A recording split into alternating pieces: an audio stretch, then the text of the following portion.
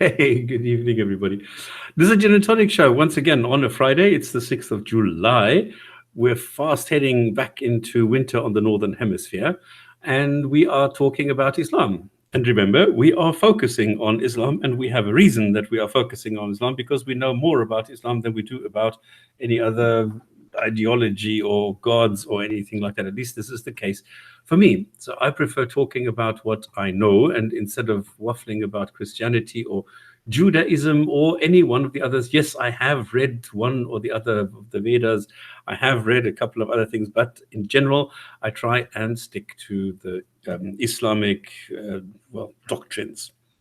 So what we're doing is, as usual, just having a chat, and I think it should be lighthearted. We shouldn't get into heavy discussions. I hope there's going to be no Kenny who's going to scream at people, and nobody condoning slavery and the killing of apostates this time around today, this beautiful Friday in July. Like, what we're trying to do is keep it more interactive. If you have questions, if there's anything that you want to raise, come into the chats. If you are watching this after the show, we are always live on a Friday evening, and evening being in Europe, in the UK, it will be lunchtime, and in Asia, it's going to be late at night. That is true dedication. We've tried different time slots, and we've tried catering for the Middle East and Southeast Asia, but that didn't work. It didn't mean that more Muslims were coming on to discuss Islam, to explain their beliefs. So we put it back onto an evening slot, and we used Friday so that it doesn't spoil the entire weekend. So if anybody wants to come in, you just go to the Gin and Tonic show on YouTube, which is where we have the videos. If you want to go to the archive, we have that as well. You can get all these links and all these details on the YouTube channel page. If you want to come in, then come in live, join the chat, and then by all means come here, challenge us, give us your view, give us ideas, ask questions. If you want to suggest topics, go ahead and do it, and we'll see if we can address them. Other than that, I'll just be reading the chat where people are exchanging ideas, exchanging their opinions, exchanging views. We don't censor anybody. This is a free speech area. In other words, you can talk about anything that you want. There is no list here of words that you are not allowed to use. We do mind people throwing around obscenities and just insulting others. So this is never a good idea. Okay, that's the intro. This is what we are doing. So any comments, any questions, any whatever, because what we're going to do later on is we're going to go through some stories, which I thought are hilarious. I don't know whether you agree with me, which is somebody saying funny things on Facebook, because we have our own, house imam clown here, and some people made some comments on his channel, and I thought this is an interesting story to show how much hatred there is and how volatile this whole situation is, and everything is based on fear. It's just that people are scared. I don't know why people are so scared of hell, of heaven, of missing out on heaven and going to hell, and at the same time of being refuted, of being shown that there is something wrong in Islam. And this is why they go and fight like tongue and nails. Just I don't really understand why. Why is it so difficult to accept? Yes, it's an old book, and yes, it was not really made by a god or something. But that's it. That's the only thing that you need to accept. And I don't think that's so bad. But yeah. So if any Muslim can explain this to us, that would be great, because that is one thing I do not understand. Okay, Labour Unionist Party. Any quick thoughts on the video stream? Just at the link. Yeah. Good evening, everybody. Hope you're all well. I thought I'd let Stops lead this because somebody said it was so relaxing to have Stops. So maybe my version is a bit too abrupt. So Stops is good. I can just sit back and listen to Stops all day. He's wonderful. It just flows off the tongue. So there we go. Over to you, my good sir. Okay, sorry, I actually forgot to say hello, Rob, because I thought you were gone actually, because you said that you have some things to take care of. Then I thought you were gone. I don't know. Okay, so Rob is Awesome. going to pop in and out today, and No, I'm in now. I'm fine. But you lead the show tonight. okay. So anyway, so what we're going to do is, first of all, I'm going to answer some questions. Then we're going to go through some crazy comments and what I just talked about. And then what we're going to do is, answer some more questions and then go through a video by my favorite Muhammad Hijab. I'm going to try and keep it very quiet, and I'm going to try and keep my blood pressure low and just go through it for one. No, I just, I went through the first 5 minutes just now, and I actually get angry.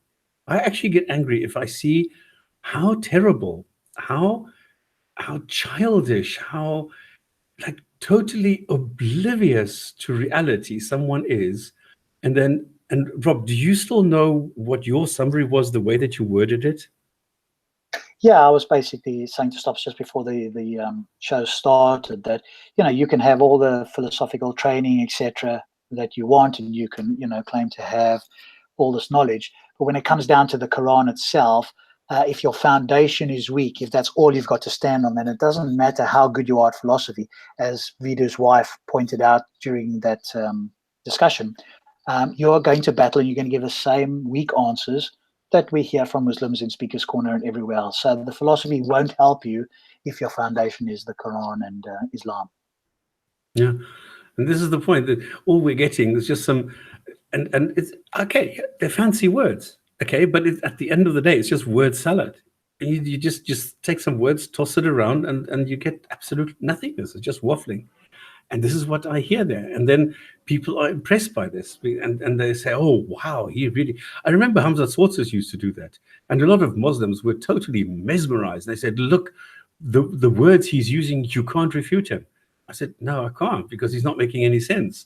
There is no known language that this fits into, and that there is no information being transferred by the way that he was using the words. So there's nothing."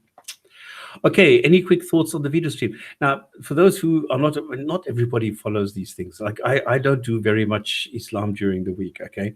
And then I got the information, go to Vidu, there's your favorite Ali Dawah films guy being grilled. So I said, okay, so I went over there. And now Vidu is a diplomat, okay? Vidu is very, very good in treating people, in talking to them, making them feel comfortable, letting them go in their direction, in their end. Because I mean, I know it, because he let me go on for whatever. He just sort of gently guided me and asked questions, and then when he got interested, he explored it a little bit more. So he's an excellent interviewer. What he doesn't do is pin somebody down, and this is what happened, where suddenly his wife came in. And yeah, with a father like that, I don't know how she can be so pretty. But then she is more, let's say, terse. She is more to the point. She is more analytic, and she will take what this Ali guy. I mean, this Ali guy is an idiot. Okay, it's full of, it's just hot air. He's just full of himself. He's like Kenny. He will say, like with Kenny, I said, okay, look here. Your claim is wrong, and that's it, and end of story. And then he says, no, it's not. And then he says, you see, I just refuted you. I exposed you. And then he makes a video saying, I exposed the Gin and Tonic show. And then I don't know if you've seen these videos where he makes me, for the want of anything better, like a stylized devil's face or something, because I'm like the devil to him. So this is the kind of level that we're talking about with, no, you haven't, and he's exposed us. And the same is with this. I don't even know what to call him. I mean, he has had so many names over the last couple of years. I think now he's Asadullah Ali or something. And this is the level that we're talking about. He says, okay, no, it's not true, and now he's refuted us and exposed us. And this is the level that we're talking about. And then the wife came in, and she said, no, but hang on, let's go down a bit. You just said this and this. Can you please explain that? And of course he couldn't. So she says, okay, then leave it. And then what was quite funny is in the chat, the people were saying, look, he's not answered a single question. He's always sidestepping. He's always avoiding a real, like a real answer. He never gives you any facts. He just talks, he says, yeah, and philosophy, and I'm a PhD student. And Rob pointed out, like, what's it, Tissa Aslan? No, Reza Aslan. Yeah. He's also, yeah, I've got 15 and a half PhDs. People that need to show this, who have the wall and they show the wall, look, I've got a diploma in this and I've got this, and I did a course in knitting and in praying 5 prayers a day, and I'm a really good expert on praying 5 times a day. And then they say, I'm an expert. Okay, I know these things, and what I'm telling you is this. Bullshit. This is absolute nonsense. This guy does not know the first thing about anything. And this is why he's so frustrated. This is fear. He is afraid of me like crazy. I don't know if you saw this when he said, well, let me address some questions from the audience. He says, oh, they stop spamming. Oh, my God. And he had a meltdown there. And then like 20 minutes later, then it was, I cannot remember the name for the Harry Sultan. What a brilliant guy.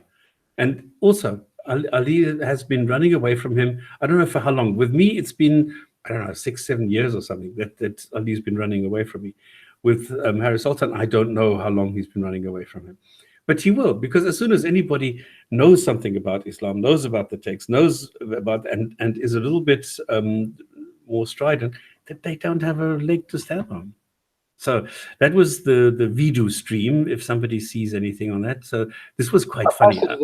I'll post it again for people who want to it's a little bit long, unfortunately. Okay, it went on for a long time, but there were some amazing things in there. I mean, I thought it was entertaining. There were times when I sort of dropped off, but yeah. It was interesting, and he said some things that, of course, refute some of his Muslims. So, if in fact he is an academic and people look up to him, then perhaps, we should point Kenny in his direction. He was clear to say that, don't use science with the Quran. I mean, they know that science and the Quran it's like oil and water, do not use them. But then you have people like Kenny wanting to defend embryology and that sort of stuff. And he also said that only Muslims go to heaven. There was a part, and that was actually a cut from a video, I think that had Harry in, or it had somebody else. I saw a short video where they cut to the part where he was saying only Muslims go to heaven. Now, of course, that's not what other. And then I think he said at some point, no, well, he's not sure. So I mean, you can't have it both ways. Somebody sort of pointed that out. So it was a fascinating discussion for somebody who is, supposedly philosophically trained. I think as Stop said, if you got to continually point out your qualifications, that's a bit of a red flag. If you listen to people who are experts, they never have to tell you what their qualifications are. If they're asked, they'll kind of say it. But you listen to the quality of the content that they deliver. The expertise comes out. It's self-apparent. You don't have to tell everybody what your qualifications are. When you open your mouth, when we had Ozymandias on here, I asked what he did, etc., etc. Once you start speaking, you can hear the man has got some education. And the same with anybody else that we've had, the Masked Arab and everybody else. So, that's to me is a bit of a sign that you have to keep telling everybody. If you're that good, you'll hear it when you talk about it. Your arguments will be good, etc. And we didn't hear that, unfortunately, on that stream. It's a shame also that we get all some of the questions, because again, the other thing I noticed was that he deferred to scholars, and the scholar, and there's, this scholar says X and Y, and like, what do you personally believe? Don't tell me what a scholar that you cherry picked believes, or even what the majority believes. Tell me what everything the majority tells you, or what, and that sort of wasn't clear either, as far as I could tell. One more thing quickly, just a happy birthday to Answer, Scientific Method. Answer was, I'm not sure how old he was yesterday, but it was his birth. Shout out to Answer, happy birthday, matey. And I'll be down at Speaker's Corner this Sunday. I have booked a train. I will have Stop Spamming in my ear on Skype, so this shall be interesting, and I will try and really do it as tersely as Stops does. But I'll say, some great authority in my ear that I can approach certain Muslims, and we'll see how that works. I'll have it on live stream.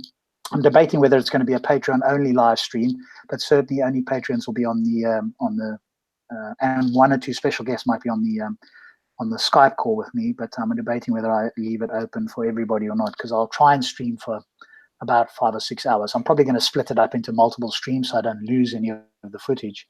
So that's what will be happening this Sunday. Over to you, sir. I object. Oh, happy, not to the birthday. I mean, you're allowed your birthday. Answer, happy birthday from me too. And don't have too many. It's not worth it, let me tell you. The objection is I'm not an authority. I am definitely not an authority. Okay, this is something that Kenny and others have said. I do not see myself as anything. I am a nobody. I'm just somebody who's read the Quran a couple of times. That's all I've done. I'm good at analysis, and all I've done is analyze the Quran. That's all I've done. Now, whether or not well, that's all you need to do.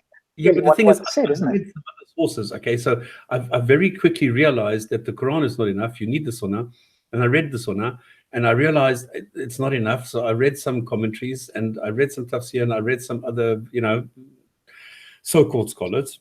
But that's it. So this does not make me a scholar. Just because I've read 1 or 2 books does not make me an authority. Does not make me anything. All I'm doing is providing my personal opinion, all right? I need to be very, very clear on that. It's my personal opinion. Yes, no, I agreed. And I don't think anybody said that you were a scholar, but I mean, you certainly have more knowledge than most, and certainly more knowledge, as far as I can tell, than most Muslims even. And what you've done, what the Quran is supposedly told everybody to do, which is analyze the Quran. And if you can't make sense of it, or I can't make sense of it, and you've got to defer to scholars, well, then the claim that the Quran is the perfect, clear book from a God is refuted, isn't it? So, and every time I hear the whole thing with the scholars have got, there's a difference of opinion with the scholars. You and I could write a clear book that would emulate the Quran, and no scholar would ever be required. It would be so crystal clear that the meaning would be impossible to interpret it any other way. And yet, what do we? The exact opposite.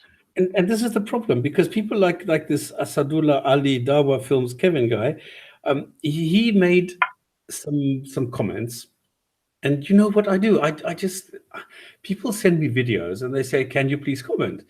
And this was a video where this Kevin guy said, "Okay, we have this fitra, and this is the reason we have Justin Barrett, and we have Petrovic, and we have some people, and they confirm what the Quran says, and that is everybody is born with this belief, built into us that gods exist."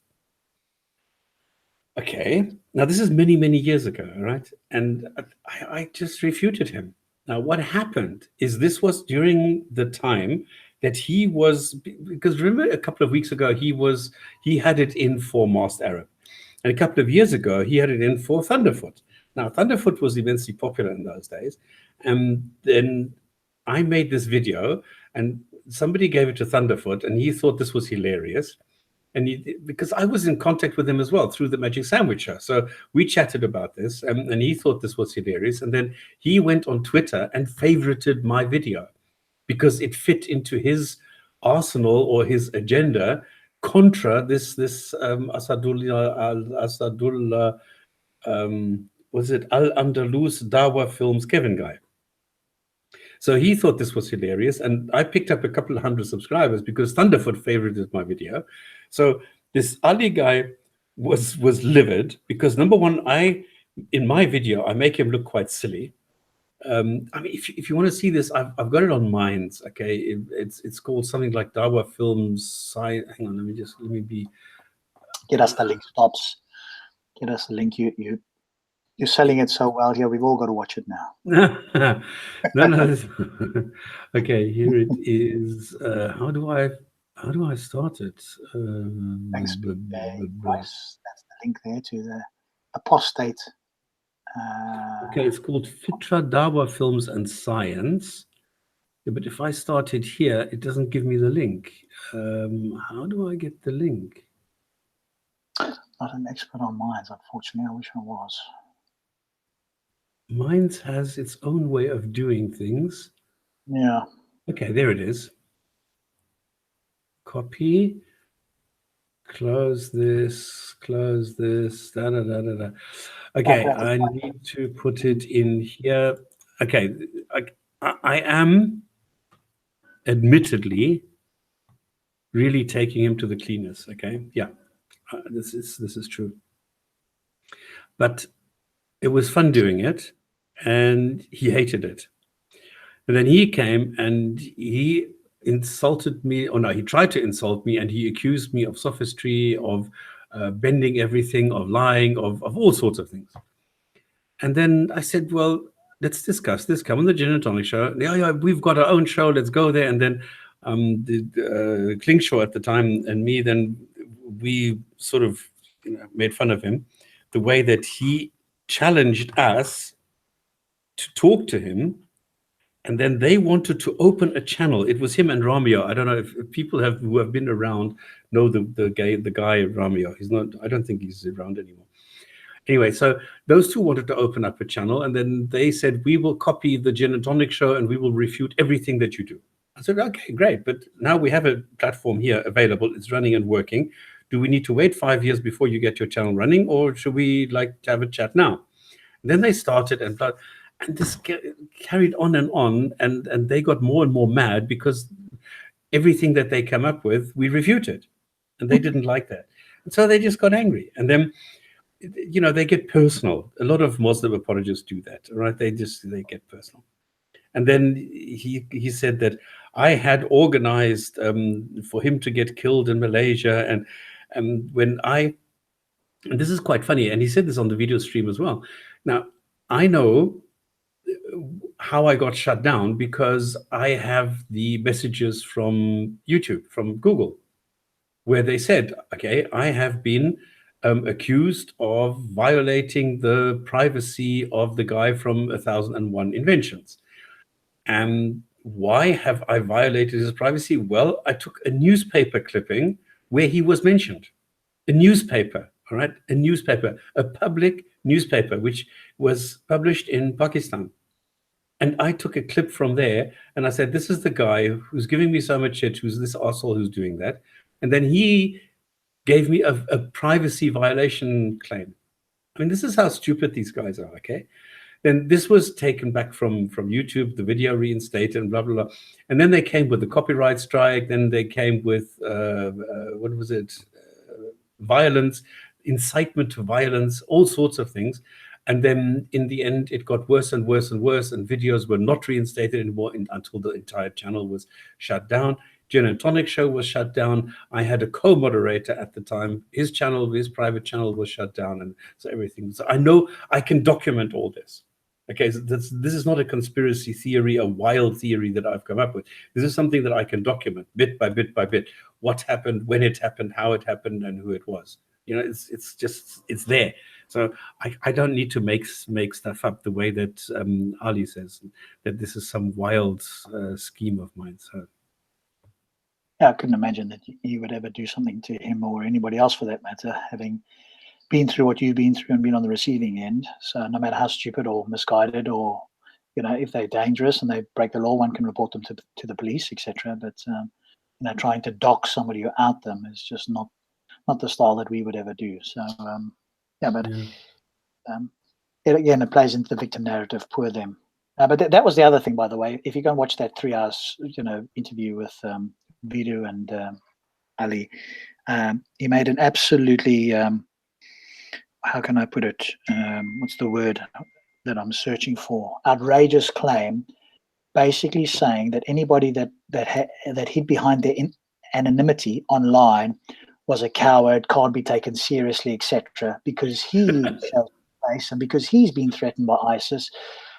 Therefore, everybody else, the insinuation is that that he's a brave guy and everybody else should be brave, and if they're not brave enough, then they're not worth taking seriously or talking to or whatever. And I just thought this was the most outrageous claim. People have died, people's livelihoods have been destroyed because they've been outed or whatever the case is. This is a serious thing. This is and I just thought that was an outrageously immoral thing to say. He rejects it.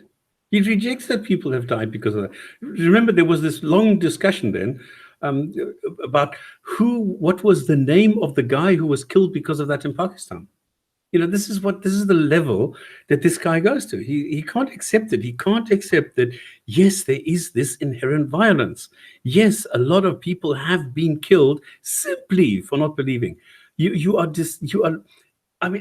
What are you labeled as in Kingdom of Saudi Arabia if you don't believe what the Quran tells you? A terrorist. Come on, how can you get more serious? This is not just lackadaisy. This is not la di da. No, this is serious stuff. I don't get it. But even people here have reported to me personally, and this is anecdotal, obviously, and I didn't solicit it or ask for it, but people have come and said, in their communities here in the UK, if they came out or if they said too much, their livelihoods are in danger, if not their health. Now, whether they'd be absolutely outright killed, one doesn't know, but they'd be entirely shunned by their community and or some or more of their family members. It's happened to Answer. Here's somebody in the chat personally who's had this. So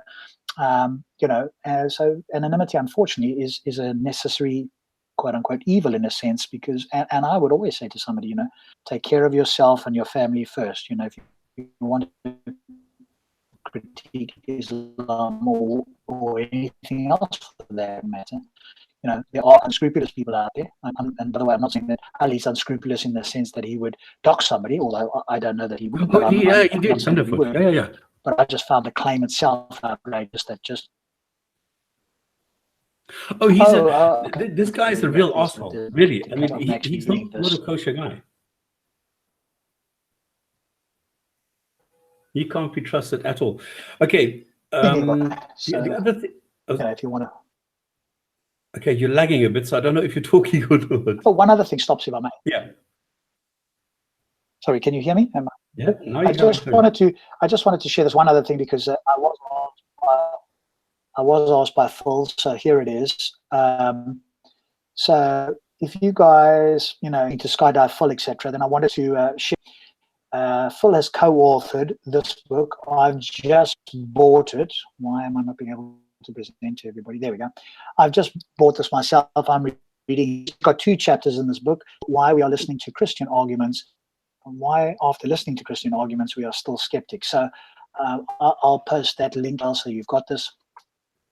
But if you've got the moment, what they're really looking for there is a review. So if you got hold of this, I bought it for 99p. I don't think you can get it any cheaper than that. And the first 2 chapters were excellent. It was somebody else that was doing the first one. Then Phil goes into the universe and fine tuning. And I haven't got to his second chapter yet. Once I've done that, I'll be putting up a review.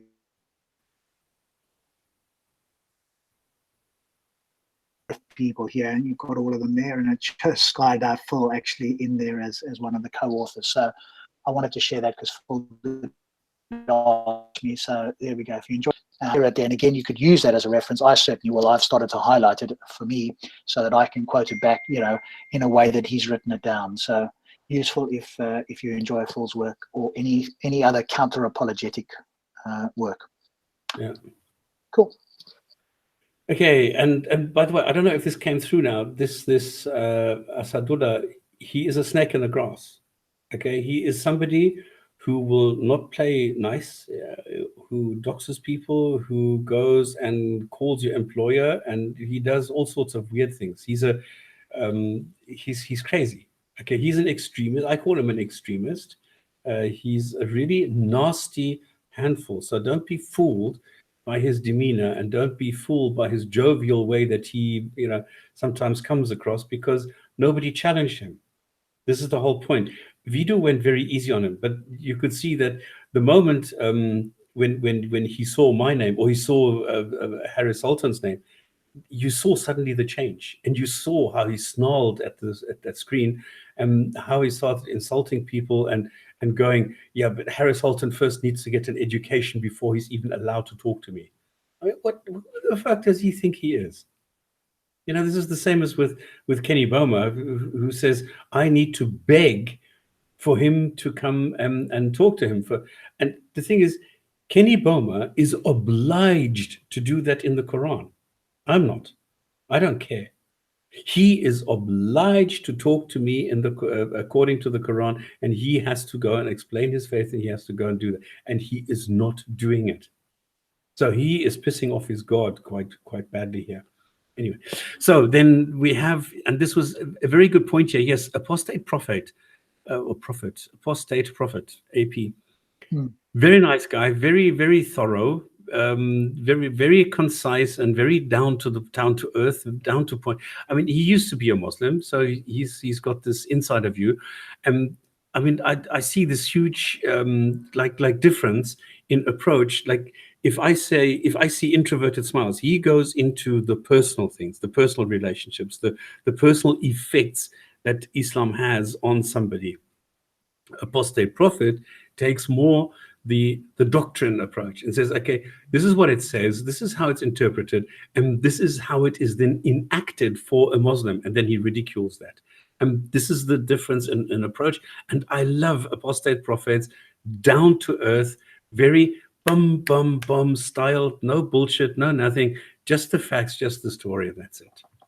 Very nice. I must go and watch it. I must go watch some of that. Sheriff Gaber, I don't even know. I think Sheriff Gaber only makes it in Urdu, I think.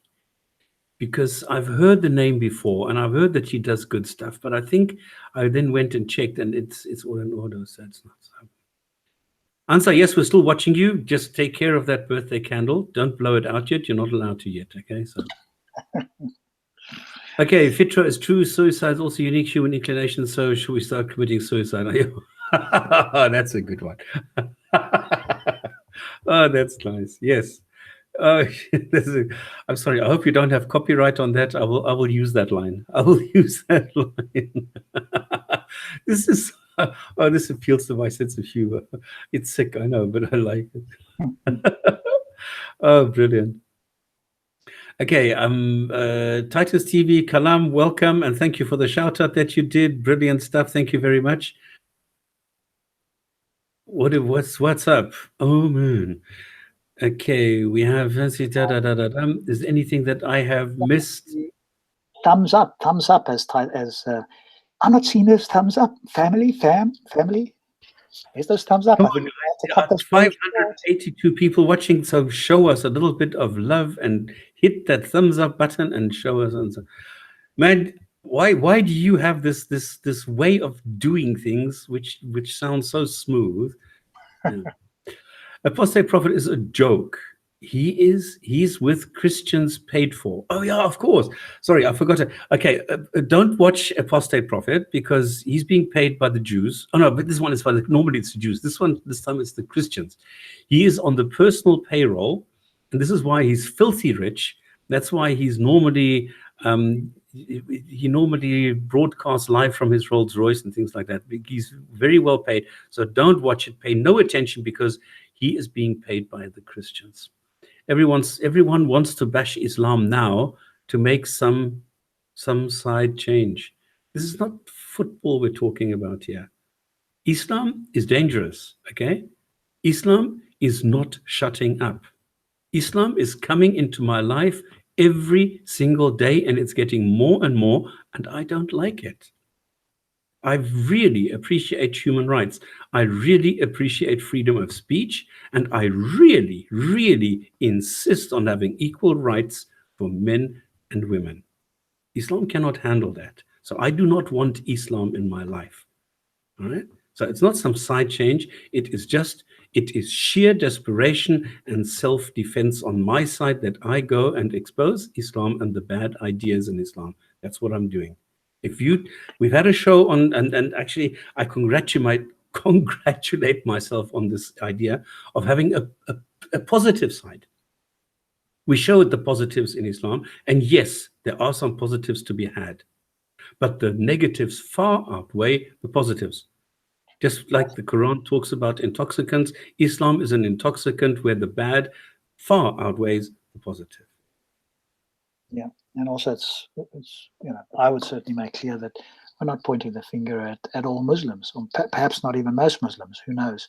Because I know some really wonderful Muslims, and to the degree that they don't take the Quran and Hadith seriously, i.e., they're just sort of more cultural Muslims, the better.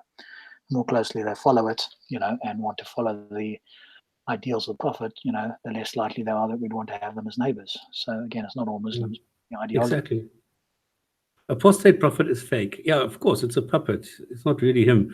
It's just some Christian posing as something just to make Islam look bad. Listen, guys, make Islam look good. Tell me that you reject all the bullshit in there.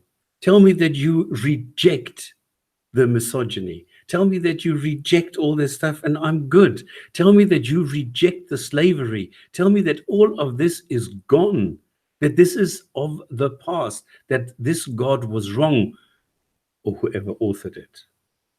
So the people who wrote the Quran wrote a Quran for the society of 1,000 years ago. We do not live in that society any longer. We have made progress. I called it progress, that we have equality at least on the paper, even if it is not fully what's it called? In humans, equality is not fully integrated and not fully introduced into every area of our society. But at least it's a start. And that's it. And I like that. I want that. And I cannot handle free speech being taken down the way that it's being taken down at the moment. So I'm sorry. This is not just that we feel like giving Islam a rap or a bad name. No, it's real facts. If you don't want it, change it. Very easy.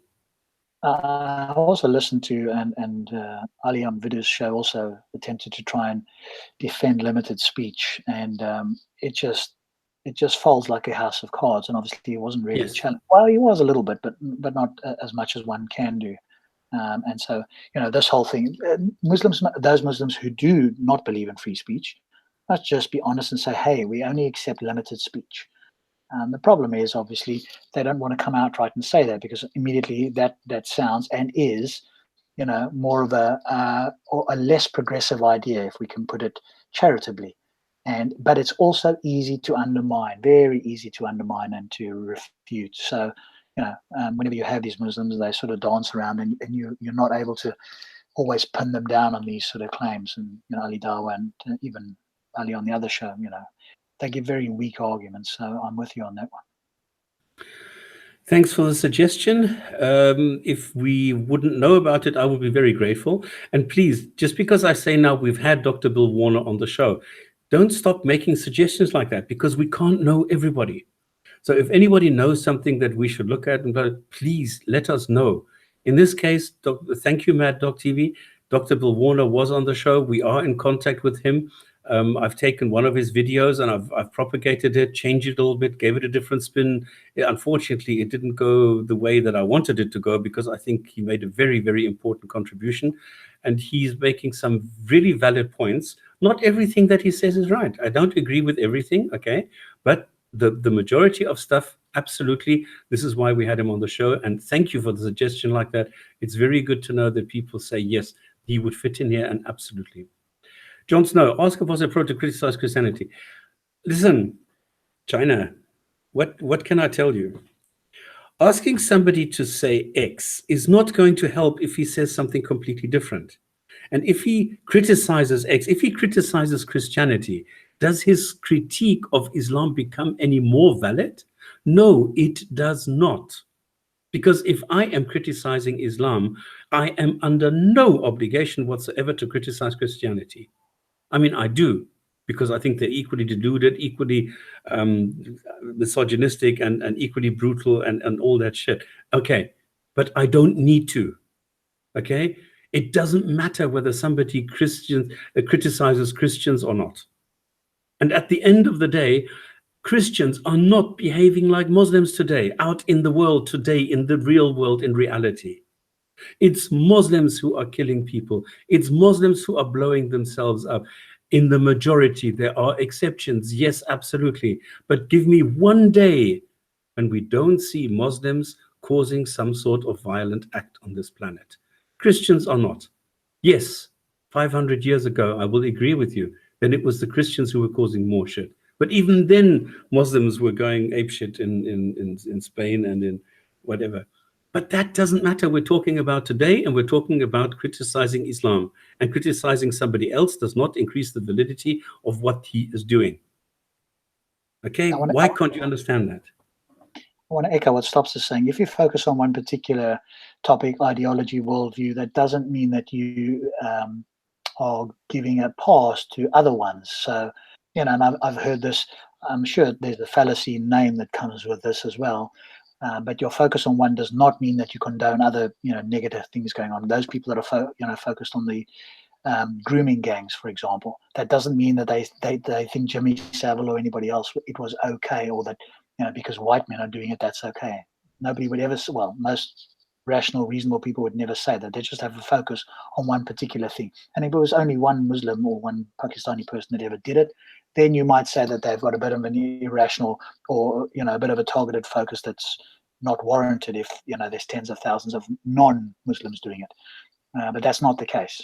So again, we've just got to make it clear that when you focus on one particular topic or item or ideology or whatever it may be, that doesn't mean that you condone anybody else doing it, which is, that's just like a type of a red herring fallacy. Hey, let's get off that topic. Why aren't you condemning all the rest? Well, of course you are. It goes without saying, but maybe you have to say it for those people who are, a bit slow with that or trying to use that as some kind of diversionary tactic. Yeah. And this has nothing to do with 9/11, Iraq, Afghani, whatever. Man, why are you so stupid, really? You are stupid. You're obtuse. You're being ridiculously stupid here. We are not personally looking at any vengeance here. I am looking at the Quran the way that it was written, as a book which makes claims. And chapter 2, sentence 2 says, there is no doubt in this book. And chapter 1 says, ALM. Okay, this has nothing to do with 9/11. ALM does not make sense. There is doubt as soon as I read ALM in some book which tells me it is giving me guidance towards some obscure, stupid heaven. And then it says there is no doubt, and then it says ALM. It does not make sense. It's illogical. It's stupid. And then you're telling me this is post 9/11? No, it is not. I'm looking at the Quran the way it is written. The way it claims it is the perfect book, the way it claims there are no mistakes, the way it claims if it were written by anyone but a God, there would be many discrepancies in it. Well, I'm showing up these discrepancies, and I'm showing that the Quran was not written by a book, by a God. Yeah, absolutely right. And I think that's partly, apart from your very polite demeanor, I think the other reason people are very reluctant to come on the show is because you will challenge them on the Quran. And what they want to do, of course, is to have many of the bigger arguments, and they want to avoid dealing with the Quran. And so I think that's another reason that, we get so few Muslims on here. And on the occasions when we do get them on, and, some of these things are pointed out, then you get all manner of apologetics attempting to circumvent, or as I would say, the 3 Ds: deflect, dodge, or dismiss whatever the criticism is. So I think that's it. Maybe stops. You've got to sort of start to pretend that you don't know much about the Quran, and then we can entice some people on you. Yeah, but you see, I'm not a deceptive person. This is the point. I carry my heart on my sleeve. Okay, everything is right there. That's it. Because I cherish truth. This is my problem.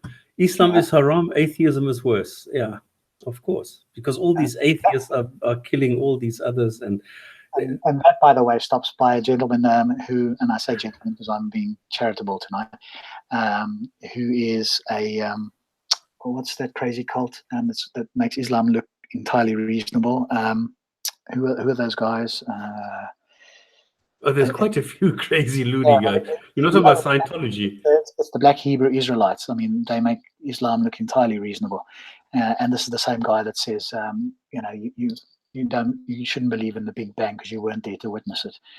And so, but yet he's an electrical engineer. So a walking contradiction who's making those sort of statements. So I entertained it for a while, and then I got extremely tired of it. It's in private hangouts, and I've sort of given up on that now. So I thought that's interesting. Okay, so any other questions immediately? Otherwise, we're going to go to crazy comments, because I want to get these 2 stories, because there's 2 stories there that I want to tell. Now I don't know if I didn't prepare this. I gave this to you, but I noticed that you're lagging immediately when you go into any. Hang on, Rob, you're being challenged here. What's that? Send the link. What link? I've been looking away. I didn't really follow what was going on now. Send the link. Don't be scared. By Ezra Adia. I don't know who Ezra Adia is. I've got no clue who he is. No, I've wasted many hours there, which I can never get back on my life again. If I could get those hours back, I'd pay to have them back again. No, we're not going anywhere more with that. Let's move on. Okay. Ezra is the dumbest shit you will ever see. Watches some questions. How stupid is.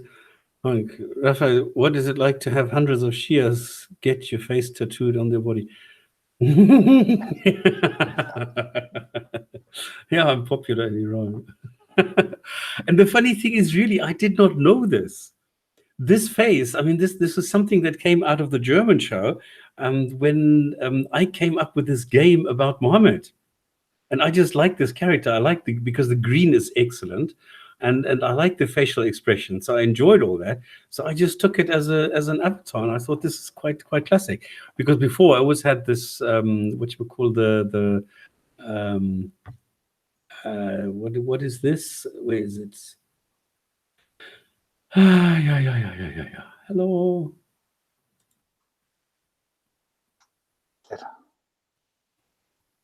I hate it. Here it is. This is what I had before. And now I need to go back here, and do this. No. Yeah. There it was. So I had this Burka Lisa, and then I changed it to a different version and blah blah blah. But then I decided, no, I'm going to go with this, and I quite like it. Okay. What happened to the guy from video stream last night that wanted on? Sorry, I don't. Oh, there was a guy. I did offer him to come on. He only wanted to speak to me when I said it was you and me. Then he was less inclined. Okay. Yeah. He was going to go on to Vidya's show and answer all the questions, presumably that he thought Ali couldn't answer or wasn't answering to his satisfaction. And I offered him to come on this show, but he wasn't interested with two of us or even with you. So presumably I'm the light one, which is fine. And he didn't want to come on, even if it was only you as a host. But you and me as a host, that was too much. Oh, you are a devil apartheid. Okay. This is like Tommy Robinson, the racist. It's somebody started it. It's not true. There's absolutely nothing there, but they will still repeat it. It's like a child. And of course, because they don't have anything substantive, so of course it's just ad hominems. Who was this? This was this Ezra guy. Ezra, what is your problem? Okay, what exactly is your problem? What are you trying to achieve? Well, everybody is laughing about you. People say you're an asshole. Okay, do you have anything substantial to offer, or are you just a child who has some axe to grind, or what is your problem? Apparently, he's an adult. Send the link. What the fuck? What link do you want? And the Black Hebrew Israelite. I mean, that should tell you everything. What link do you want? Don't tell me you want a link to get here on the show, because you're not getting that. Because I'm not interested in wasting time on somebody like you. Okay? All right. Finish. All right. Are you up for the things? Yeah, go for it. I mean, you could do it, I could do it. You said I was lagging, and I was a little bit concerned with that side of it. Because I'm not set up for the crazy comments. Oh, I've got crazy comments. You've got the video, right? Okay. Yes. Let me get the crazy comments up here then. 1 second. Bring those up. Oh, Israel is a Hebrew Israelite. Oh my God! No! No! Please don't. Go away! Go away! We don't want you here. I don't want to speak to Hebrew Israelites. That makes Scientologists and Muslims go like, these guys are like intellectual giants. That's what the Hebrew Israelites that I've interacted with anyway make them seem. Cool. Here we go. Lol. Did you read what you wrote? No, that's not. No, that's the point. It isn't considered proof of anything. It is not an accepted theory, but gravity, unlike God, is evident. Of course. Where is your evidence for that? You wrote. What caused it, Sigh? And your answer, I don't know. We don't have a complete theory. It's difficult due to the understanding of mathematical problem with renormalization and general relativity. Is that considered proof? How dumb is that? That's science. That is your science, and your science is totally delusional. Luckily, nothing. Very much, yes. Listen again to the video. Hijab, they hinted the answer. There's not a lot coming through of what you are saying. Oh dear. I don't know. Can I put a marker on this? No. So if you go to the 49-minute mark, you can listen to what it sounds like. So if you do the, I will do the reading, and you will do the crazy comments. Is that a deal? I'll just bring it up as I Yeah. presume, and you can. Okay. Yep. No. Let me just get to them here. Cool. Make it a little bit bigger and you read them. And come on. Here we go. I'm gonna share the screen now. Hopefully you can see this. Just let me know if you can't. Okay, this is a joke. Okay. Okay, so that one we've just read. Yeah. No, you can't. So You here's the can't next talk when one. you are presenting. Okay, atheist purpose. This is by somebody called Shamvar. Atheist purpose is eat shit and make children. They don't know what they are, human or animal. This is what some Muslims think we are.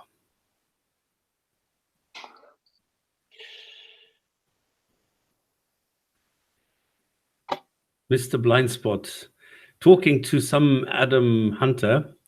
Too easy. Can you manage an expedition that can go beyond the universe?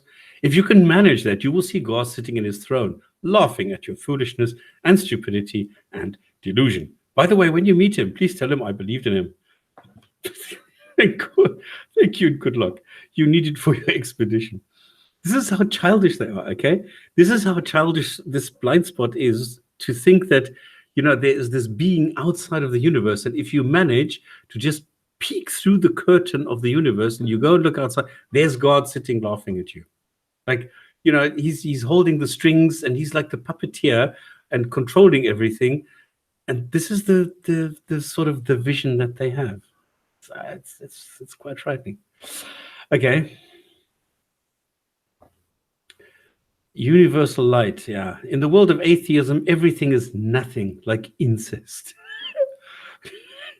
Further proving that there has to be a law, which, in other words, religion, to guide man from moral and ethical discourse. Now, why is it that religion condones incest? Like Islam says, it's perfectly okay to have an incestuous relationship between a man and a woman. They don't talk about man and man. I don't know, for some reason this is not prohibited. But incest, like between a man and his cousin, is not prohibited. There you go. It's condoned by religion. So I am without a God belief. I don't have any books that I follow, and therefore I don't have any restriction on whom I have sex with. But I don't have sex with my cousin, because I know it is wrong. It is biologically wrong, and therefore I don't do it. So religion would tell me, oh, sure, you're allowed to have sex with your cousin. And she's very attractive, by the way. When I was 13, I had fantasies about her. Yes, I thought this was great, but we didn't. Now, religion comes along, Islam comes along and says, yeah, sure, go ahead, have sex with her. There you go. I didn't. So I don't need religion to tell me these things, to give me any morality. And religion gives me the morality. If I look at Muhammad, he says, yes, you can rape female captives, no problem. I don't need that. Thank you very much. I'm breaking up quite badly when I speak while this is being presented. Okay, at the moment, not. Okay. Quite strange. Well, as I read this, just tell me the moment I'm breaking up, if I do break up. So this is one of the regulars on my channel. Folk like you hide behind words like critique, but are in fact hate preachers. Remember Jinn&Tonic? After Sabur shredded and reduced one of your atheist comrades to tears, I know you've had a bee in your bonnet with a newfound fervor on ridiculing Islam and the respective scriptures. Fella, dry your eyes and move along. P.S. In answer to Jamie and your subsequent inquiry, this has been explained by Muhammad Hijab. See link below. And that link is to a video where Hijab tries to explain the inheritance. Yes, yeah, much incredibly badly. So I respond. Okay, the hate prejudice juvenile comeback tells me that I can't take you seriously. You sound like that fascist far left throwing around emotional comments with no foundation. You Muslims think Sabur did something of note. And of course, I've responded and exposed these claims, but I would not expect you to have watched or educated yourself on that. So remain deluded if you wish. At least you provide entertaining, crazy comments for the Gin and Tonic show, so keep up the comments. Fella, That's a good start one.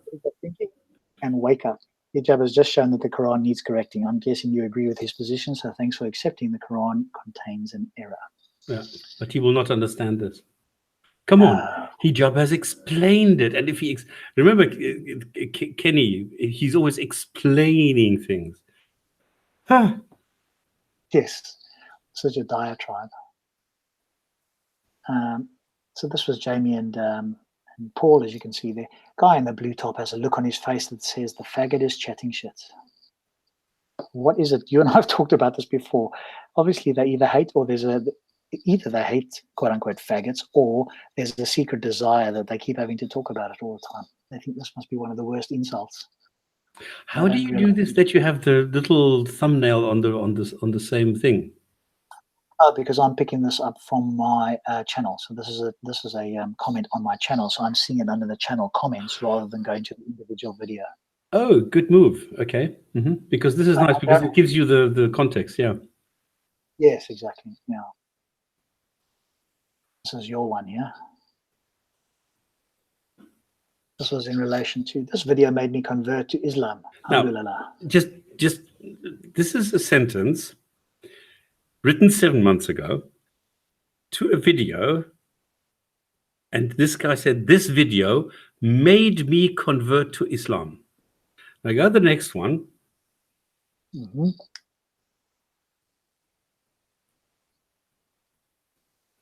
Okay, so this is the video. Now the video was published in 2013. Okay, so he could have watched it. If it was 7 months ago, he could have watched it for the last 5 years. Okay, right? So we don't know whether this was in the last 5 years, what point in time he saw this, and this video made him convert to Islam. So I thought that's quite odd. Why would anybody, after having Hamza being schooled, ridiculed, and slapped all around, why would anybody convert? So I went to his channel. Go to the next one. Look what you see there. This is where he joined. He joined in 2008 as Allahu Akbar means God is the greatest. This is his channel name. So he opened this channel in August 2008. And then in 2013, he watched the movie. And then he says 7 months ago, this is the video that made me convert. Well, stops. Just one thing that comes to mind is it could be that he'd never seen the video until 7 months ago and then watched it and then converted. But yeah, but he opened the channel in 2008. Yes. So obviously either he was thinking about it or something, or he was already a Muslim, in which case he's dishonest.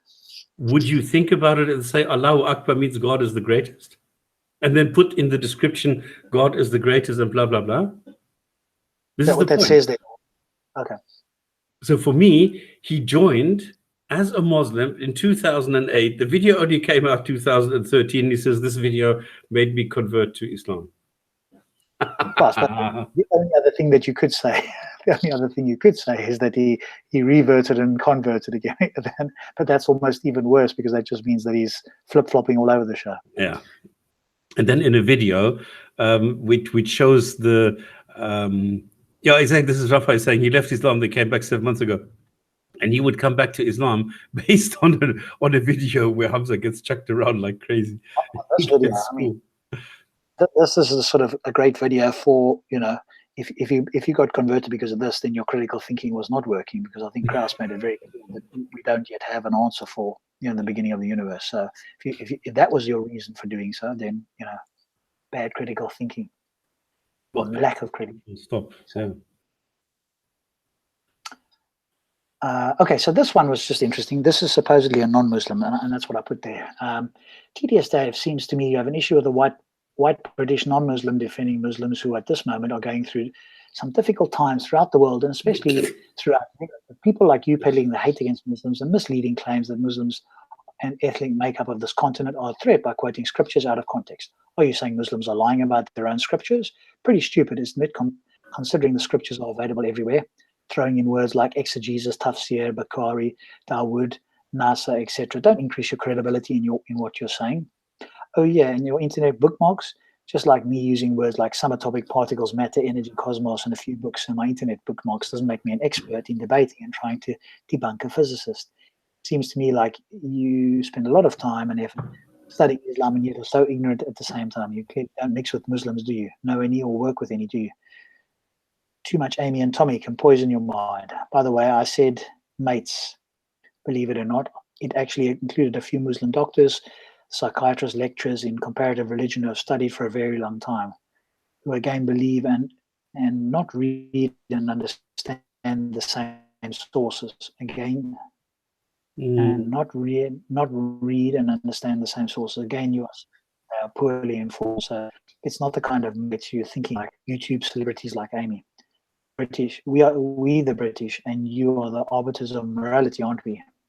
When I said I accept any answer, it is within reason, logic, and intellect. I suggest you put the same amount of effort into researching the Bible and the Talmud. You'd be surprised what's in there. Anyway, off to the pub for a good pint before the game starts. Hopefully no Muslims will kill me whilst I'm on my way up there.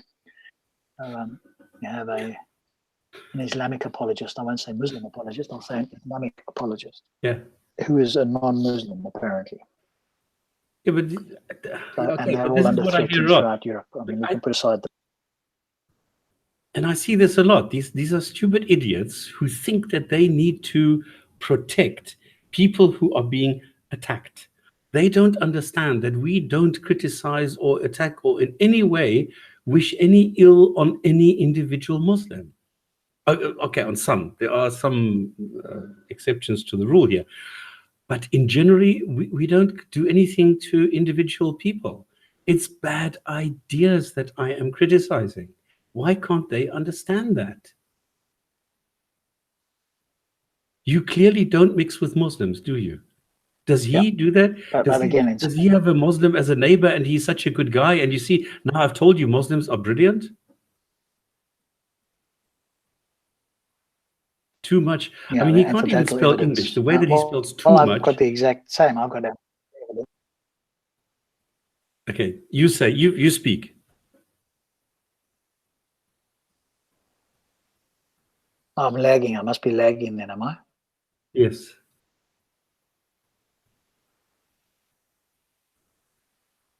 Okay, you go ahead. I'll just move the comments on.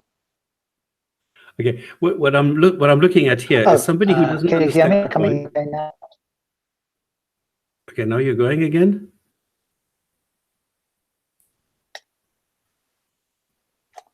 Okay, let me get rid of this for now. Okay, we all are. It stops you being super sexist right now. I'm being super. Oh, now you're clear again.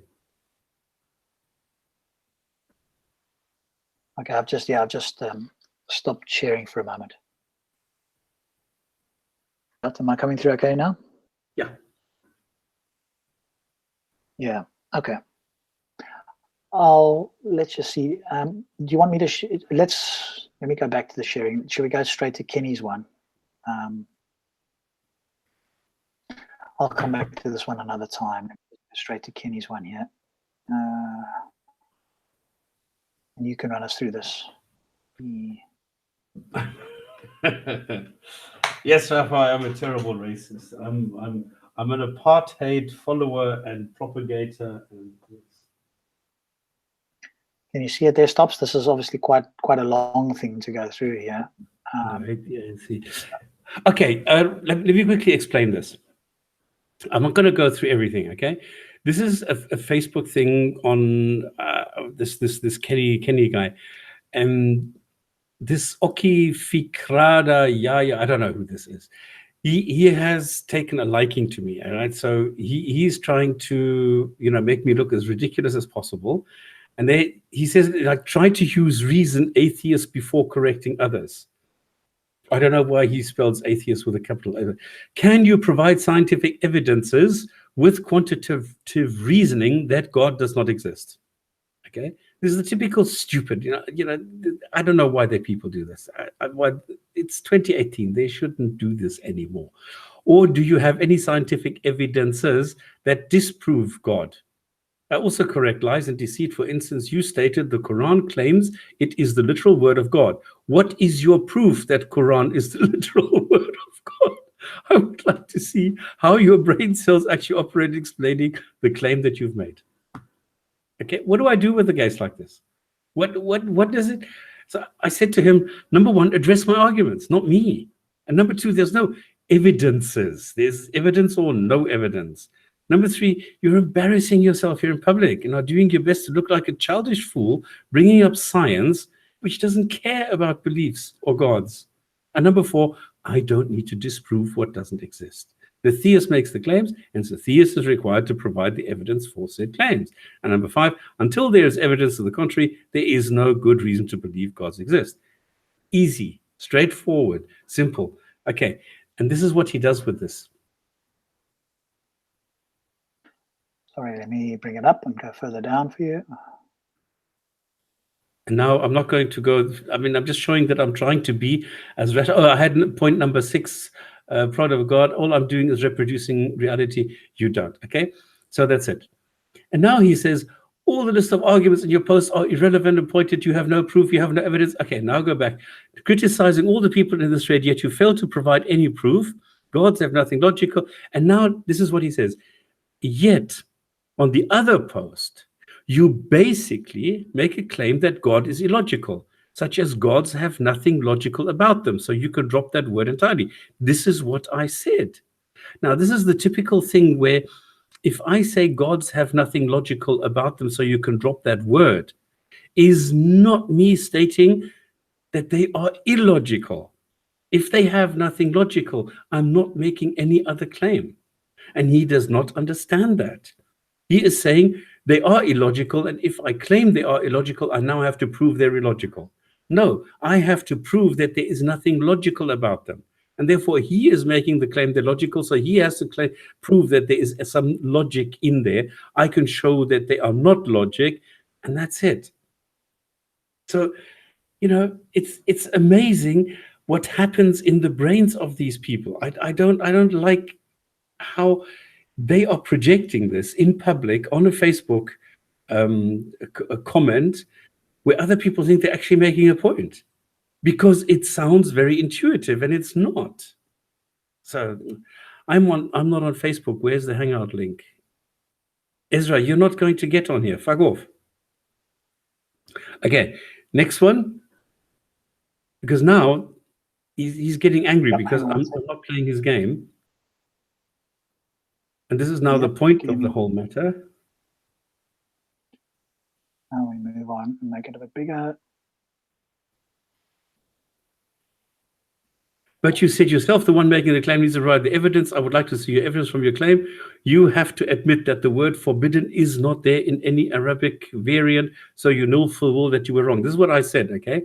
And then now he says, I would like to further, you claim regarding Arabic variant. So I'm just wondering which Arabic that you are referring to. Is it classical Arabic or the modern day Arabic? He does not understand that the word forbidden, where I said in no variant, means in any grammatical variant, because you can have you can have verbs, you can have different kinds of words, and in Arabic you have the root of the word, which in this case is khamr, so it's KMR, and then you have khimar, you have khamara, you have different word forms, and in none of that variance do you have the word harama. Now, harama can be haram, can be harimiyya, harimua. So there's different variants of the word haram, but nothing in any of these sentences, especially in sentence number 1991, which are normally taken to contain the prohibition of alcohol, does it mention anything about forbid? So this is how he argues. And now he gets angry with me. Now we need to go to the next one, and then we're done with this one.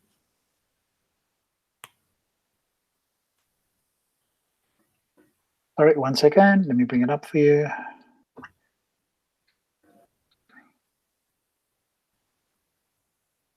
Yep. So why will you not discuss this? What is your reason? Have you done your homework before making false claims? Are you sure you're not delusional? I advise you to stop believing in fairy tales that you think are right and everyone else is wrong, and abandon your essentialism thinking, which I think it is one of the reasons why you disbelieve in God in the first place. Also analyzing the quote, if there is creator, is somehow blocked my thoughts, how can I be punished for not thinking that this ideology indicates that you have anthropomorphism, wow, view of God, which is basic. Anthropomorphism. In other words, Yes. like giving God, Just making fun of the way that he writes it. Which yeah. basically you somehow liken God with the human, which is stupid.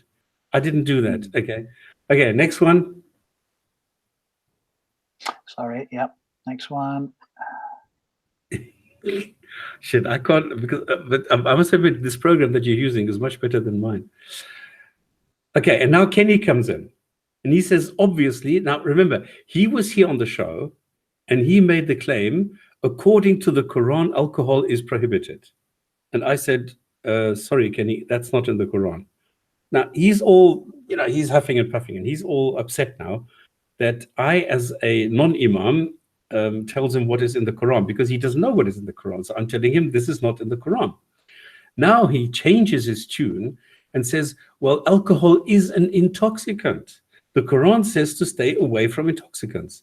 So he has changed from alcohol forbidden to stay away from intoxicants, which is not anything to do with his initial claim. Does the Quran say to stay away? Yes. Now he's suddenly coming around to what I told him what it says in the Quran, but it doesn't mention intoxicants. Intoxicant is an interpretation. It is actually what is covering the brain. So covering the brain is something that is an intoxicant. And this is why a lot of translators interpret this to be alcohol or intoxicant, but it doesn't say so in the Quran, where alcohol already etymologically, in my eyes at least, indicates that this is an Arabic word. But anyway, now he's changing his tune, that it suddenly says stay away from intoxicants, okay? Anyone with an inkling of common sense should be able to deduce that the Quran says prohibited for you are intoxicants, i.e. alcohol. No, first he says stay away from, and then he changes it to prohibited. No, you can't do that. And this is the whole point. I said to him, you can't tell me that the Quran says it's prohibited, where the Quran says stay away from the handiwork of the devil. It doesn't say stay away from intoxicants. It says avoid the devil's handiwork. This is what it says in the word-for-word translation. Okay, so you can't suddenly get to prohibited intoxicants, i.e. alcohol. That doesn't work. Either you are telling me this is what the Quran says, or you are telling me I am personally interpreting this as being, and then I accept it. But don't tell me this is what the Quran says. That doesn't work. Okay, then I've been called a liar by a man that hides his identity, which is a form of deception, i.e. a lie. So the logical thing here is I don't show my face, so I'm deceiving people, okay? And so I'm a liar. So de facto, if I go on the internet, now he calls himself a mujahideen or something. Okay, is that his name? No. So he goes on the internet as Mujahideen Kenny Boma. So is he a liar? No, he's not.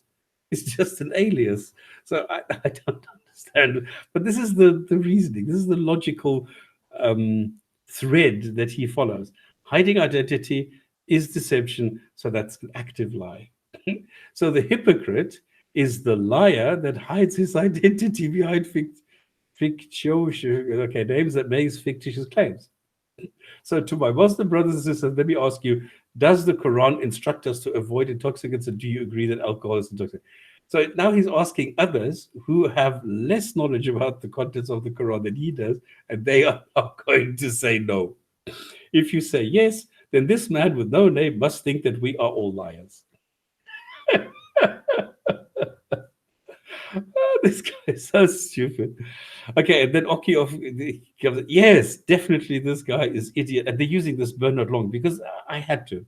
Okay, Facebook took out my stop spamming, and they said, no, you're no longer allowed to be stop spamming. You have to choose a different name. So I went on the internet, found this name, did it, that's it. So there we go. Bernard Long is idiot, dumb, stupid, and now this is now how he starts, and now the true character comes out. How much he hates me. Why does he hate me? Because I don't believe what he believes, and because I can show that this Boma guy does not know the Quran. And I know it better than he does, and I can show what the words are, and he can't. But that's why I am an idiot, dumb, stupid, and delusional. I'm just wondering what makes him think that he is the most correct person on the planet. I don't think that I'm the most correct person on the planet. All I'm doing is looking at the Quran.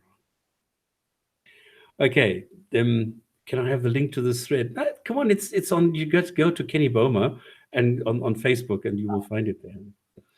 And he has not deleted it. I mean, it was I checked, I think yesterday, and it was still there. So obviously, Alcors and this is what we do. Okay, next one, please. Yeah. I'm not the most correct person on the planet, and I'm pointing this out again. I'm saying this. Oh, hi, Steve. And I'm saying this again. I am a nobody. I'm just somebody who's read the Quran, and that's it. But then the thing is, I know the Quran better than 99% of the Muslims, because Muslims don't read the Quran. Muslims follow what others tell them what the Quran says. This is the problem in Islam. Muslims don't read it. Muslims are not allowed to have an opinion. If you go to a Muslim and say, can you tell me if this is what it says in the Quran? He will tell you, I don't know, I have to ask my elders. Like what Muhammad Hijab did when he was confronted by Jamie. How much is 2/3 plus 1/3 plus a half plus an eighth plus a sixth? Is it equal to 1? Hijab said, I'm not allowed to answer. I have to ask my elders or whatever. So he went off and asked his imam or something, how do you get 2/3 plus 1/3 plus a half plus an eighth plus a sixth to get to 1? And he says, well, you just do it like this. That's what he did. They are not allowed to give you an interpretation. They are not allowed to provide their own tafsir.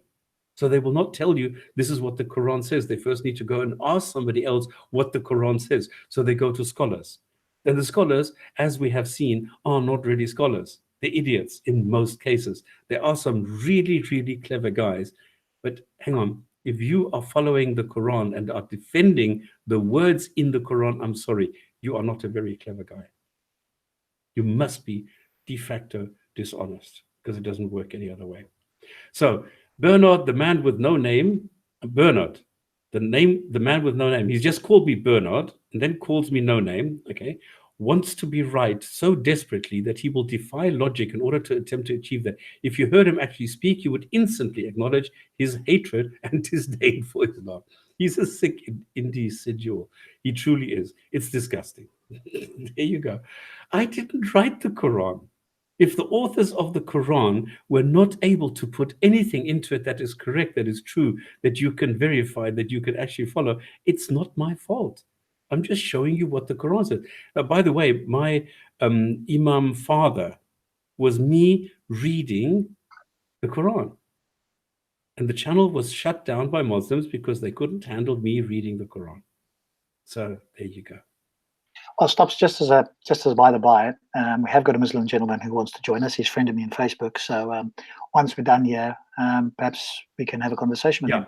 And this is the one thing, atheists will always be refuted since the thinking fashion that you cannot refute me. You cannot. Because all I'm doing is I'm telling you what it says in the Quran. And if you are refuting me, you are telling me that you are changing the Quran. Now, you are welcome. And I encourage people changing the Quran. It would be a great step forward, because anything that you do will improve the Quran. So for me to improve the Quran, I just have to take out the mistakes. And bam, wham, bam, thank you, ma'am. There we go. It's much better Quran. It's very easy. But it's not disgusting if I go and show the Quran to be what it is. You can't refute that. I'm stating a fact. And you cannot say, well, no, you are stating that gravity exists and I'm going to refute you. How are you going to do that? You can't. Okay, but he thinks that I am. So this essentialism thinking is only useful to lead to essence of the truth, but not the truth. Now, I don't know if somebody can show me the difference between essence of the truth, but not the truth. I don't understand it. I don't know this essentialism and the difference between essence and truth. Okay, next, please. But hey, if you are a Muslim and you want to come and refute me, come and do it. Please, because that means I have just learned something. So then I have updated my data. I have more knowledge than I had before. So if you can show me where I'm wrong, I am welcoming this. All right. Alhamdulillah, scratch one atheist, inshallah. There will be more to come. Bernard Long, man with no name. Okay, now I said, I don't know whether you are a Muslim or what resources you have access to. What I suggest you educate yourself and learn what a tafsir is, what it does, what it doesn't do, and blah, blah. And then we can have a beneficial dialogue, which is currently not possible if you simply throw around words you clearly don't understand. And this is my point. Come here if you have a point. Come and let's have a dialogue. And let's have a dialogue, not you explaining for half an hour and going on a gish-gash gallop or a filibuster or something. But let's have a conversation and not this what we're having here. And then I go and talk to Kenny Boma. I suggest you keep quiet until you have learned to process statements and can somehow understand what's being said, because he obviously doesn't. You have no clue what is going on because you don't understand Islam and the text. The issue is not, and I have slowly and carefully explained this a million times, so this is the last time, it is not about whether alcohol is an intoxicant or not. This is what he always says. He says he claims he's made videos and he's refuted me and things like that. All he does is just substituting alcohol for intoxicant. The issue is your claim, which you even... where was it? The issue is your claim, which you, even though you were informed that it is faulty, then repeated, making it a lie. And that's the point. I have in great detail explained the Arabic words used in the sentences and what they convey when translated. What you are doing is you still lie. You don't apologize. No, you continue lying for no reason. You're wrong and you can't change that, so why lie? Your claim was that the word alcohol and the word forbidden are found in the sentences you provided, namely 5, 1991. They're not. So why lie? It does not matter whether you now change your claim to intoxicant, since that is also not found there. And I have shown you where your mistake is. He doesn't understand it. So I'm saying you're so desperate, and this is now going back to my original claim. This is just fear, all right? Kenny is afraid. He's shit scared. And so he's so desperate to hide his failure that all is left is just to attack me personally. Yes, I prefer to stay anonymous. And I've explained this millions of times, all right?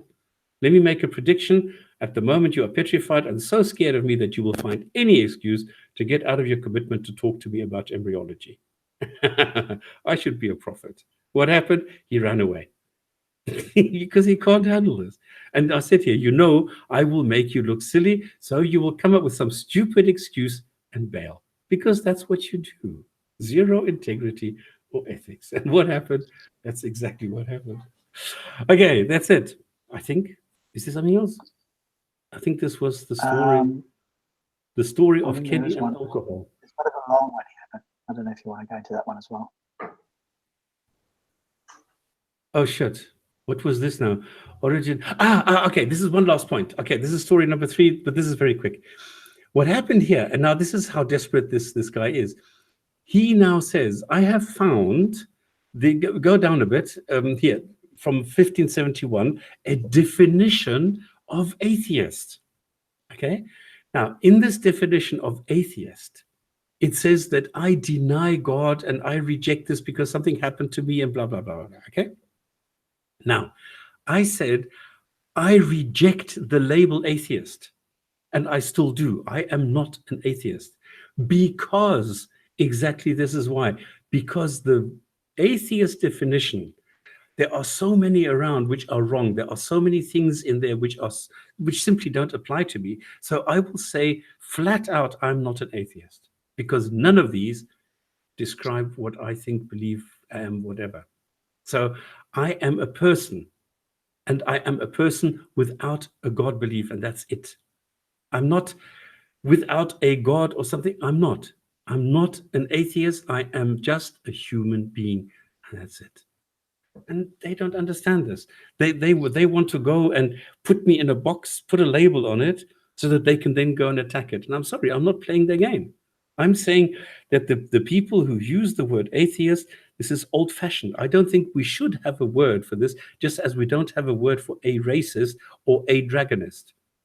And I don't accept atheist as a description of my person. That's it. Finished. I'm a human being in a box, exactly. He doesn't know what he is. I know what I am. I'm a human being. That's it. We, the people, demand Jon Snow to be allowed to get on the show, the Jinn&Tonic show. Okay, what does Jon Snow want? All I see is nonsense from him.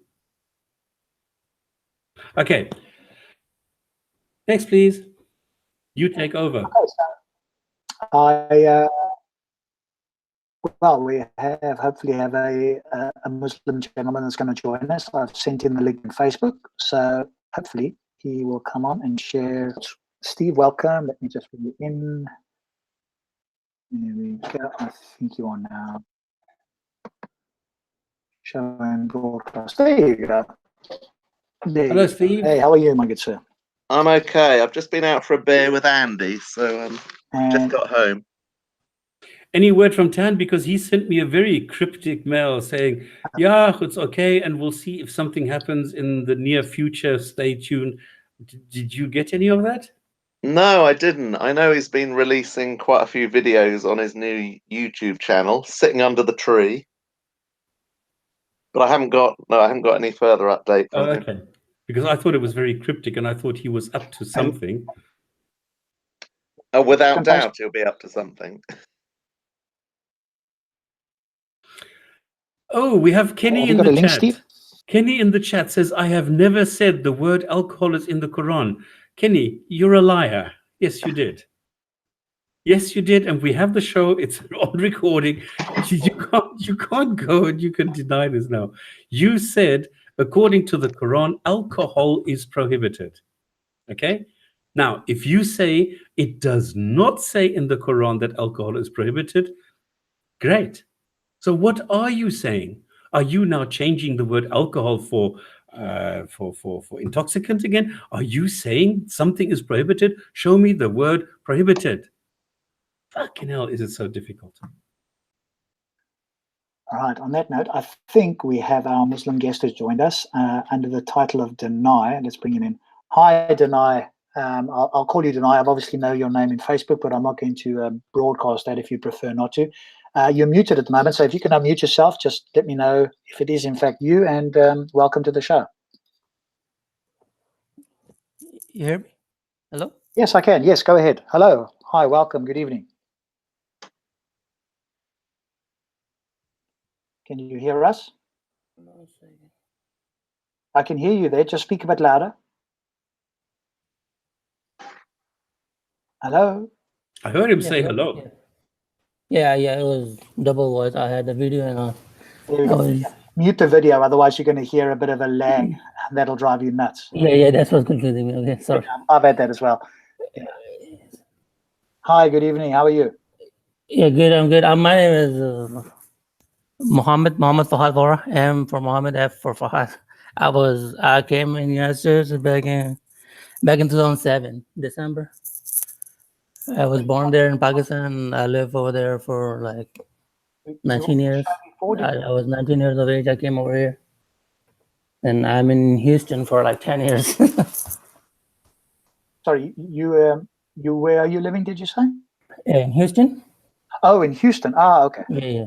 We connected. I don't know if we've spoken before, but we were chatting on the interview yesterday on video interview with Asadullah Ali. And you were saying, please let me onto the video there. I'll come and respond and so forth. And so he was asking things about his life. I can answer a few questions. Okay. So maybe we can start there, and obviously some of the questions that were asked, and maybe you can state the question and then give your answer, and then we can discuss that. So go ahead. The first time I never been there on that like that before.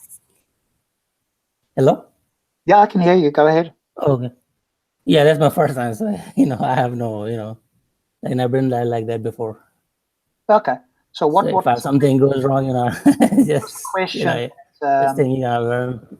What was the question that Vidu asked that you felt Ali didn't answer, or that you wanted to give an answer to? Oh, I don't remember that thing, but in the end, he said one thing. He said he made a pretty good point right there. That if I say, like, if Vidu said, I know there's one moon, but what if I say there are 9 moons. So what was the, will God punish me for it? Like I deliberately lying. Let's say I'm saying it. Will God punish me for it? That's why he put the question in front of him. So that's what I was like. He put a very good point. Like if a judge in this world, if a judge give a sentence against some witness for giving a false testimony in a court, then he should say the same thing to the judge. Like, so if I deliberately say the moon and there are 9 moons, are you going to punish me for that too? The answer to that is only the lie that cover the moral issue. That like you testifying, giving a false testimony against someone who didn't murder, and you falsely testify, like it usurps someone's right. The lie that falls in the moral issue, that's the thing. He put a very good point though. I say that's the point you should put in front of a judge, and tell him, why are you punishing people for lying in the court? Well, will you punish someone for lying that there are 9 moons? Because judge will say that it's not gonna usurp someone's right. No, that's true. It doesn't fall in the moral, lagness category. You know what I mean? It doesn't become that lie doesn't fall in the immoral. Can you confirm for me, that you're a Muslim, and are you Sunni or Shia, or what? How would you characterize yourself? I'm Sunni. I was born up in Sunni Muslim. That's it, Sunni Shia Muslim, Sunni Muslim. So, but I disagree with a lot of things, and with Sunnis too. Like, they all has some issues. I mean, the main problem is the Quran is not the center of the knowledge for Muslims for like last 400 years. So that's why a lot of things, you find different things from different people. So how should Muslims, in your opinion, they should filter all the information. Islam? Sorry, sorry. Could you repeat? Rob, could you repeat? Sorry, understand Islam, because you said there's a problem. Can you hear me okay? What? Yeah, no, the voice was breaking before. No, I'm good. Okay, you can hear me now. How should Muslims understand Islam? Because you said, they haven't been using the Quran. Yeah, like a speaker corner. I'll give you example. Like speaker corner, like if you talk, I've watched a lot of videos of Hashim. He talk Christian about Trinity. He knows everything about Bible, top to bottom. But as soon as any Christian asks anything about Islam, and he's like trying to, no, you can answer my question first. You can answer my question first. Like trying to avoid the people have genuine questions. I when I heard the question, I think it's a very genuine question. And people trying to avoid it because they're like in the park preaching religion without knowing their own book. Right. That's what I feel. That's where they like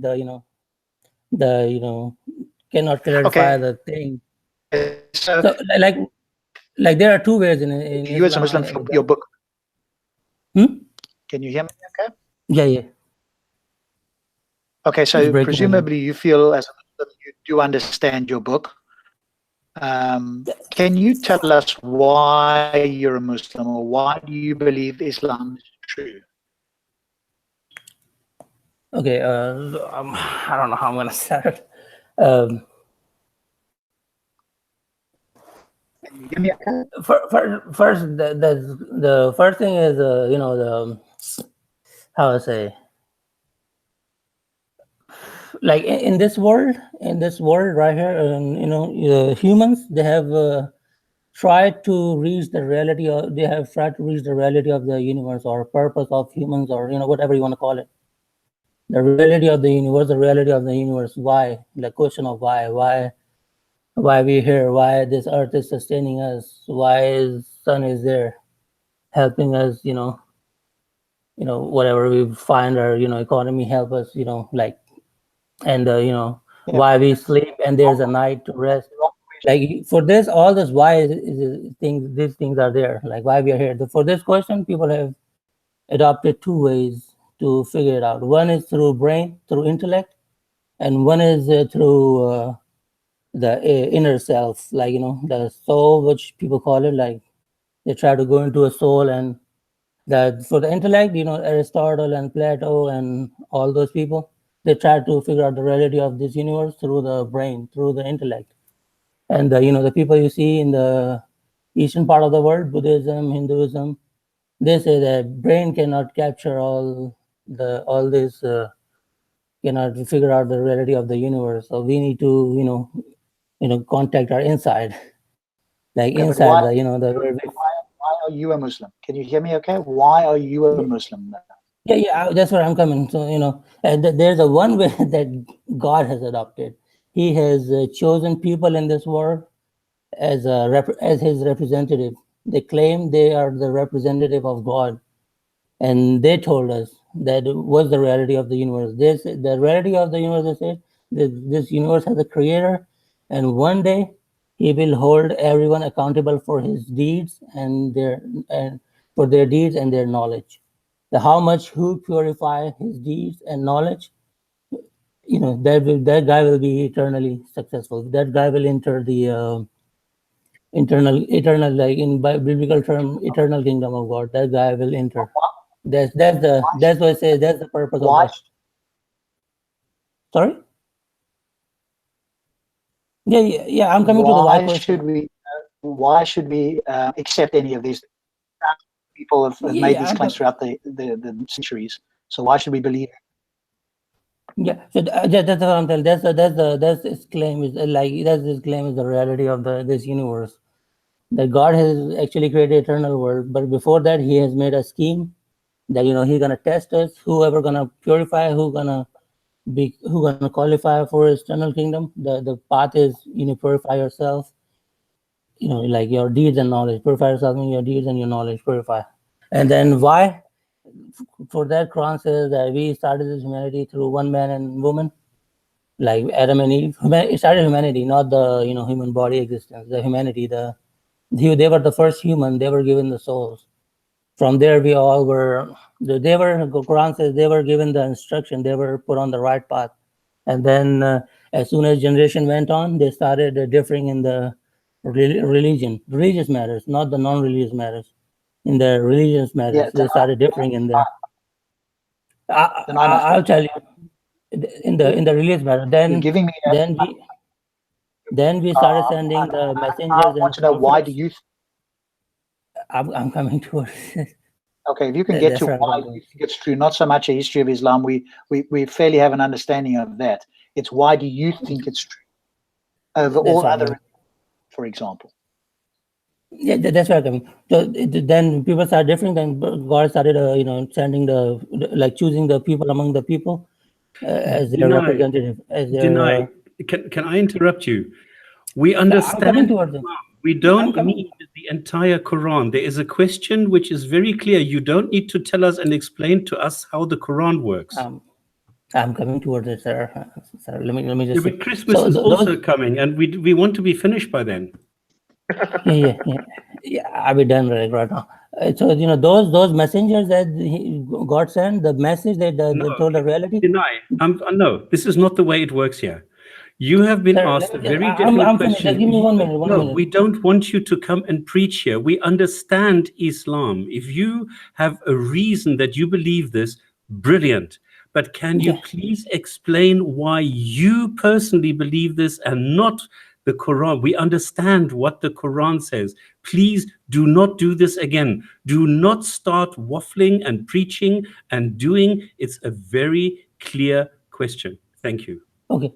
So what the claim was, God did that in this world. God set the judgment day in this world through the messengers. That's why. The first one was through Noah. God set the judgment day, and the last one was through Prophet Muhammad. The judgment day, those prophets, those messengers talk about, God set it in this world. Like he decided between the believer, disbeliever, and he punished the disbelievers and he rewarded the disbeliever in this world. I understand that. The reality tells it, God did it in this world. Like if you read the Bible, that's what's telling the stories of it. Where's your evidence that it's in this world? The story of Noah. If you read the Bible, if you read the Bible or Quran, that's what the Quran is like. It's telling, it's a story of a messenger giving warning to his nation about the judgment day. I understand that it's a story. I'm saying, what evidence is that for people who are non-Muslim to believe it's true? Because it's a story just like Harry Potter or the Bible or anything else. Why should we believe it?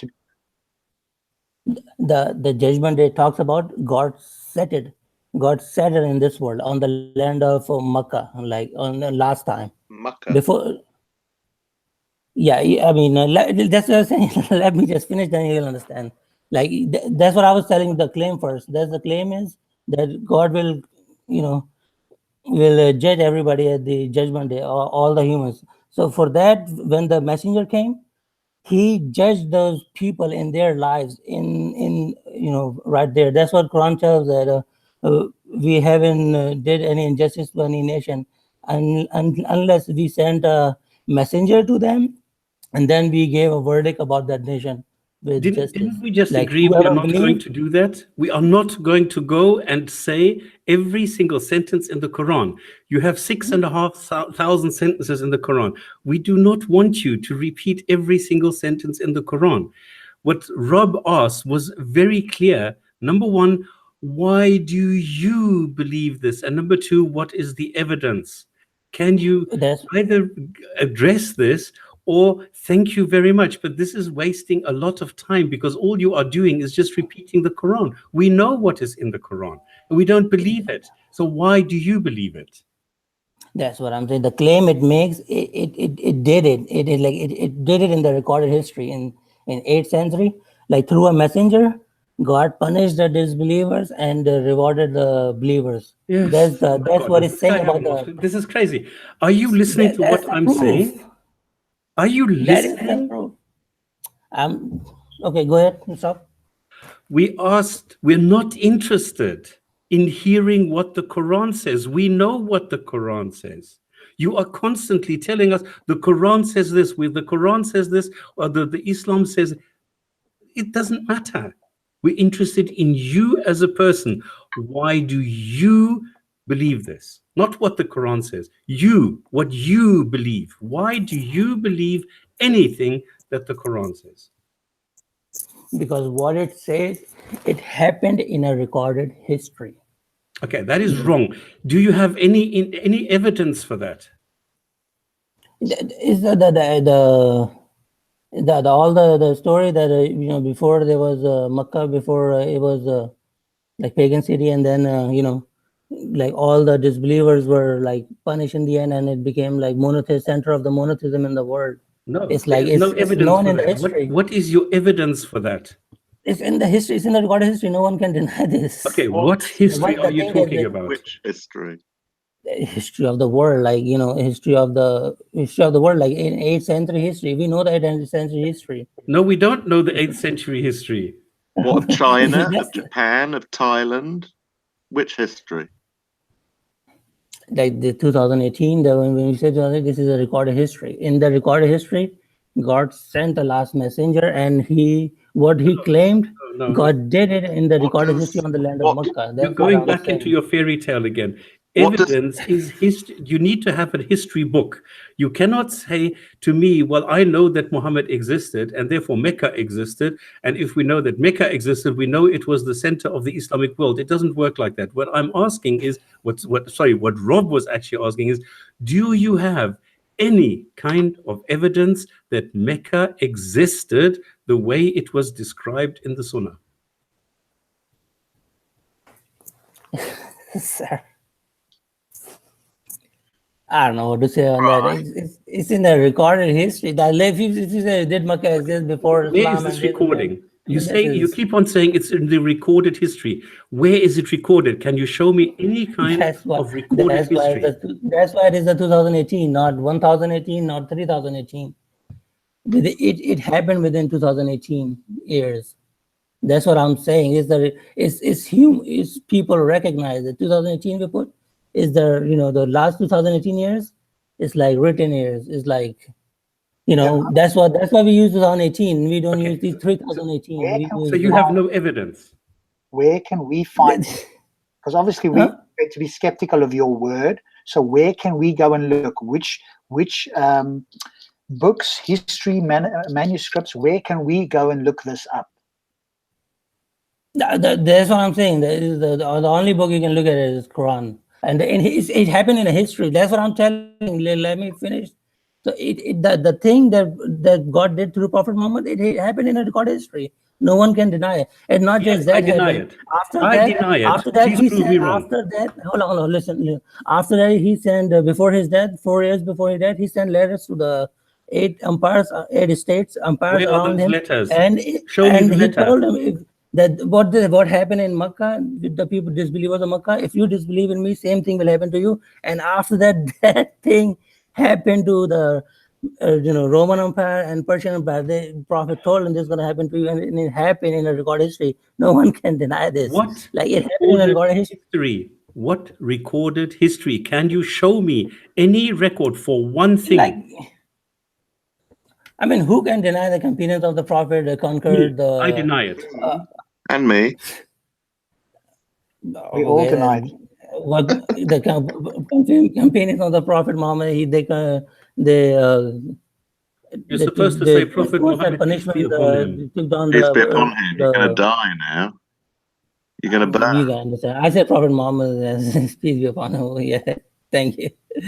That's the evidence. Like it happened in a recorded history. No one can deny it. Like I deny it. That's the story Quran is telling people. That What this story is judgment the day Quran coming. telling people? That's the story of the Prophet Muhammad. That's what it's telling. There is nothing about Prophet Muhammad in the Quran. Everything is about him in the Quran. There is nothing about Prophet Muhammad in the Quran. That's his story. The Quran is the story of Prophet Muhammad. The word is story. The word is story. Use the right word. That's what I'm saying. His story as a messenger who is giving story. warning. You know what story means? Deny. Just calm down for a minute. About Judgment Day. Deny. Can you calm down for a minute? Can you give me just 15 seconds? Just be calm. First time. Okay. Can you stop talking for 15 seconds? Yeah, sorry. Thank you. That's all I need. I just want you to show me one single piece of evidence of recorded history where Mecca is mentioned, let's say in the 5th century. Just one recorded history about Mecca earlier than Islam. Do you have anything like that? I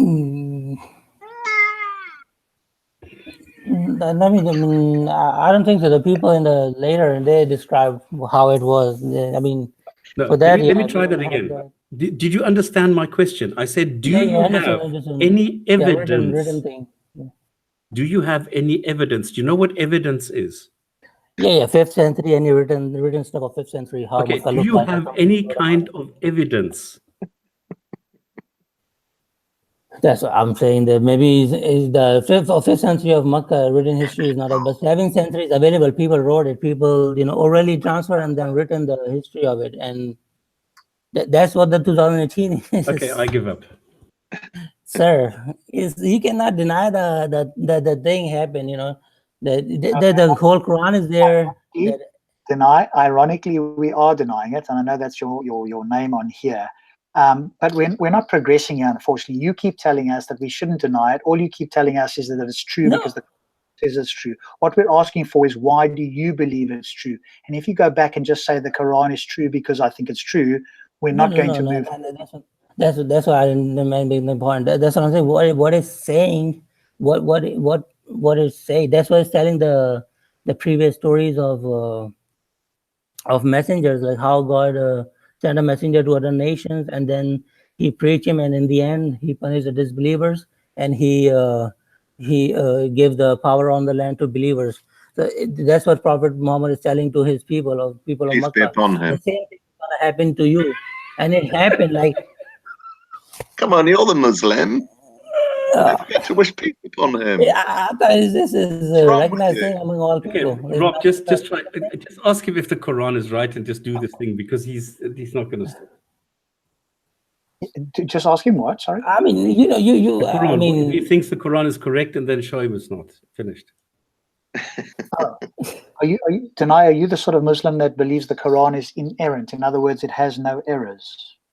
Yeah, it has no errors. Like how it's because the confusion is there because it has 2 revelations. Like one is was revealed in 23 years occasionally, and then in the last year You of the pushed Prophet the Muhammad, button. the whole book, the way it is today, it was revealed as like a whole book, just like it was given to Moses. Okay, Same Denai, thing. obviously we don't believe I that. mean, Denai, yeah, what yeah. happens? Denai, what happens if I were to produce for you or to show you an error in the Quran? What would that mean to you as a Muslim? I mean, you're gonna talk about the wife share and that thing. If I were to show you an error, Yeah, what would that please. mean to you? Because you said the Quran does not have any errors. I've read half of it. Yeah. If it does have an error, what would that mean to you as a Muslim? I mean, I will look at it. I will research it first, and I will look at Yes, it. and But if that error was even an error, what then? that's what I'm saying. That the event that I mean it. I mean, I will look at it. I will look it up, like what you say, how you understand it, how I see the other thing, other If you perspective, how found other understand it. oh, you could do your research. I'm fine with that. If you came up and it was an undeniable error, what then?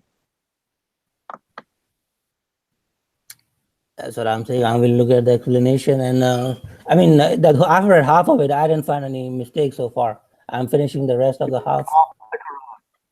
You've only read half the Quran. Yeah, I mean, it was gotta read all the explanation and all that. So it's just not reading the Quran plus the explanations. It's like Were you born a way Muslim, or lengthy. did you convert? No, Were I'm you born a Muslim? I'm born Muslim. But the event Yeah. that took place in Makkah, that Makkah was a pagan city. The Kaaba was the story the Quran is telling is recorded in a recorded history. The things it's telling, no one can deny. It's a recorded history. That's what I'm saying. I know Like you people know, pre-Islamic people were not the monotheists. They were actually started with the people. The whole world knows this. Like you don't need to give you proof for that. I can hear people. People knew before Islam. People know how people know there were 360 idols in the Kaaba. Like I can claim anything. People were always like monotheist or something. It's a recorded history. Like how the Makkah was, people know it. I don't need to repeat the things again. That's what my point is. And you are repeating things multiple times here. We have heard that. No, but I I think can I suggest for you that you go and read the whole Quran and then come back on the show, because you've only read half of it. Now you want to defend the Quran, and that's like me reading half of a physics book and then wanting to. But I read the you have the those parts that people objected. That parts I have read pretty much. Okay, so you read the second chapter? Yeah. Okay, the second chapter. What do you know? Okay, do you know the second chapter, how it starts? Yeah, Alif Lam Mim. Okay, what does it mean? What means? ALM. What does it mean? Oh, Alif Lam Mim. They were in back in the time when the Arabic, the language was developing. Those words, they were not only meant to produce sound. They were like symbol of things. Okay, what like does the it word mean to "and." you? What does it tell the word you? "and" noon. Okay, what is the guidance? The word "and," the word noon in the Arabic, that used to represent fish. People still know, but for the other stuff, people wasted in the history, so people don't know today. It's like very old history. People don't know was the. Calm down. Those are questions I did not answering, ask. man. I asked, what is the guidance of ALM? That's what I'm saying. That it's the name of the chapter. There's God put the name of the chapter. Yeah, when it says Alif Lam Mim, it means this is chapter Alif Lam Mim. Okay, it's not known as chapter Baqarah. It's just people name the Baqarah because it has the incident of the cow. That's what the companions of the Prophet named the chapter Baqarah. But yeah, the word Alif Lam Mim, they used to be a symbol back in the very old days. They used to be symbols of something. People don't know yet. People don't know for the letter N, the noon in Arabic. The people know still that it means fish. The one is the Surah Noon. It talk about the fish. That's the name God put ALM in the first sentence of chapter 2. Do you know what it means? I mean, that's what I'm saying. That it used to represent some sort of. They were the symbols of the Arabic letters. Used to be a symbol of something Yes, before. and I know, and bell towers are very high and mosquitoes are very loud. But this has nothing to do with the question I'm asking. I'm saying. Do you know what it means? No. When The answer is no. It's that's what I'm saying. No. Yeah, that's no, but I'm saying why the language Alhamdulillah. when He said language no. Okay, so you when don't language know. developed, people they wasted it. Yeah, it's like the Indian use it or lose it. When language developed, that we don't use language, the words of the alphabets no longer used for the symbols, so people wasted it. Denai, why are they you use it to constantly lose it. talking? I am trying to I'm ask you a explaining, sir. question, and you keep talking and talking and talking all the time. I'm trying to explain as much as I can. No, Sorry. please don't talk so much. If I'm asking you, do you know what it means? You said, no, you don't know what it means. How can you believe a book that you don't know what it means? I can tell what it used to be. I can tell that we wasted it. Human wasted it. Like something. You just told me that you don't know what ALM means. What it used to symbolize back in the time when language was not. What does it mean to you today?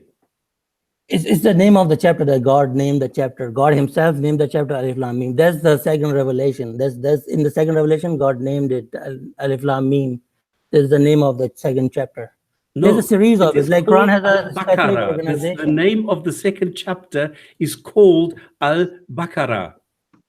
Yeah, that's what I'm trying to say. That it's the people named it. The companions on the Prophet named the chapter Baqarah. The God named Alif Lam Mim. What is the name of Al-Fatiha? What is the name of that? It's just people named it. It's God didn't name the surah. What is God's name Al-Fatiha? Al-Fatiha, yeah. There's a. I mean, it just people named it. It doesn't have a. This is like this surah is like a. This is the first revelation, Okay, you don't need to explain the Quran to me. You said that Al-Baqarah is actually called Alif Lam Mim. There's a Alif Lam Mim means this is chapter Alif Lam Mim. Okay, so that's what it means. If the chapter Al-Baqarah was named Al-Baqarah by the people and God named it Alif Lam Mim, then because a lot of chapters start with Alif Lam Mim, there's a certain organ. Let me shut up. Can you stop talking for a second? Sorry, man. Sorry. You are saying Al-Baqarah is the name humans gave to the second chapter. God called it Alif Lam Mim. Then if I do the same thing for chapter 1, humans called it Al-Fatiha. What did God call Al-Fatiha? No, that's what I'm saying. God didn't name that surah. The Alif Lam Mim, the lot of chapters start with Alif Lam Mim. So they're all called Alif Lam Mim. Yeah, they were. That was the organizational pattern. The Alif Lam Mim, they perform the same. They are related to the same topic. That's why there's Alif Lam Mim, part of Alif Lam Mim. But I don't have the Surah Fatiha, was this a God or not? Sorry? Was this a God who named the chapters or was it humans? So, like a lot of different chapters start with the same name, Alif Lam Mim. I know, it's 2, 3, 29, 30, 31, and 32. Why would all these 6 chapters in the Quran have the same name?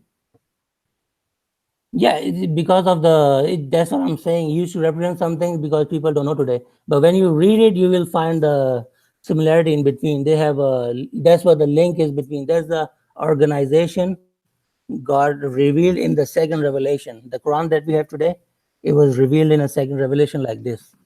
The Surah Fatiha was like, it's considered like pretty much out of the Quran. Like it's like I wrote in a comment, like this is a prayer to God from humanity, and rest of the Quran is a response to that prayer. Okay, what is the name of chapter 51? Oh, I gotta look it up. It doesn't have a name because it only has what humans called it. What you are doing is you are saying the name of chapter 2 is Alif Lam Mim. Yeah, that's what God named the chapter Alif Lam Mim. Okay, so He didn't give a name to chapter 51. So some chapters he gave a name, others not. Yeah, that's for the organizational pattern. What organization? I'm asking for the name. You are making a claim. You are saying that ALM is the name of the chapter. Yes, yeah, ALM is the name. This is the name of the chapter, and and the name of chapter 51 doesn't exist. Yeah, let me finish it. Okay, the Quran is in the one place. Quran says that it was revealed in pairs. Okay, like, which one? It was which one? So it was revealed in 7 pairs. You must have heard it. 7 pairs. Quran is revealed in 7 pairs. Quran has a certain organization. It was not revealed. Where did you get this from? Humans did this. No. Humans divided into 30 parts. For the Taraweeh issue, for reading the Taraweeh, finishing the Taraweeh. But the way God organized it the is in 7 segments parts. Were done by humans. No. That's how it was revealed in the second revelation, when it was revealed as a whole book to Prophet Muhammad in his last year. That's what he then gave to people. That's why you hear the narrations that this was in the Quran, now it's not in the Quran anymore. This was in the Quran. That's all. Because a lot of when in the occasional, when Quran was revealing occasionally, a lot of things were like specific to the occasions. So when then Quran, in the final version, released just the principles, and so just the like Quran is not for all people and all times. No, it's dealing with the people of that time too. You know what I mean? Okay, so I can ignore some parts of the Quran. No, on this part, no. The second one is given like I'll tell you the. You said that some parts of the Quran were only revealed for the very specific times when something happened. Like, let me give you the example of the stoning of the stoning verse, right? The people usually say stoning verse was in the Quran. I don't need an example. I don't need an example. I don't need an explanation. You are saying that there are some parts of the Quran which were revealed only for a specific purpose. Yeah. In the first revelation, when the Quran was. Say yes or no. If I ask you a question that is a yes, can't you just say yes or no without adding another half an hour? Yes, I believe. Is that the thing? So some parts were revealed only for a specific time. So we can ignore those pieces today because they are not revealed for today. No, this part, that's what I'm saying, has 2 different revelations. This part is for forever. This book was released for forever. What part? This book that just now today. We had 7 parts. So now we have 2 parts. What parts are forever?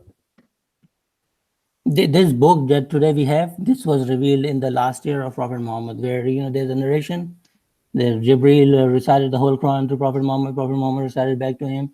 So we don't have the full Quran anymore. That's the full Quran. It was revealed the way it was revealed in the second revelation. The first revelation, that's what I'm trying to let me explain. No, very easy. You are saying there are two Qurans. One we have, the other one we don't have. No, they were not. That's not too. They're not very different. Like, some of the instructions were very occasional. Some of the examples are still in the today's Quran. I can give you if you want to. But so there were 2 different Qurans. Can I finish a little bit? Like, the first time, like the Prophet of life. He lived in Makkah 13 years and then 10 years in Medina. So in the Makkah, all the verses, all the chapters revealed, they are called Makkah. That's how it was. Yes, I know that. You don't need to explain this. Please don't explain the Quran. If you don't want me to explain the one. No, you said that there are 2 different Qurans. That's what I'm saying. So then in Medina, all the Medinas, all together. But in today's Quran, we don't have like that. We have the pairs of it.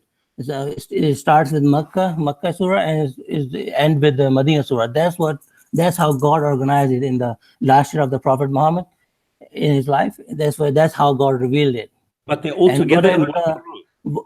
Whatever the occasional instructions, like people, come ask for, very occasional things, like, someone has some issue, on that God also, since God was revealing at that time, so God answered those questions too. But those questions were not meant for little people. Okay, is this in today's Quran?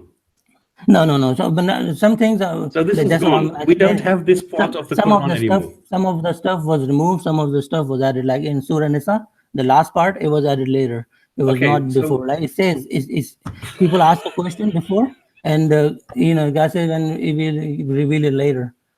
So that's what the last part of the Surah Nisa is the evidence that is revealed in the second revelation. Are you finished? Yeah. Wow. Okay, so there are two Qurans, and we don't have the complete Quran today. No, this is what God meant to give us, but they were occasional, like Okay, occasional sentences in the Quran which are not applicable today. Is Like- that correct? I have read today, like it says, the prophet is like your father, respect him like your father. Like this examples. is not in Quran. I just need you to answer yes or no, because I don't understand what the hell you're talking about. You are saying there are two different Qurans, one we have and one we don't have. Some were occasional, others were not, but we don't have all the two Qurans together, but we need to adhere to everything. It does not make sense. Okay, so I'm trying to get some sense into what you are saying. There are two different Qurans. I said there were two different versions of the Quran. The two different kind of revelations. One, the first, we were revealed You in said 23 this years. 50 million times. Yes, this is, don't tell me what we understand. Try and tell us what we don't understand. You said that there are different revelations, some occasional and some forever. Some- Are they both in the some- Quran today?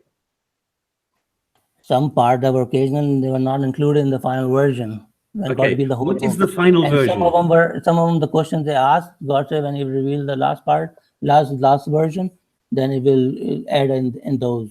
Okay, are you finished? That's the one we have today is the last version. That's the version. That's the last version. And the others others come through as narrations. Like some of them we can see it was not too much stuff. Like there was So we have, are you finished? Can I talk? Yeah, rest of them is same. Do we have the final version today? That's the one we have today is the final version. Yes, so the answer is yes.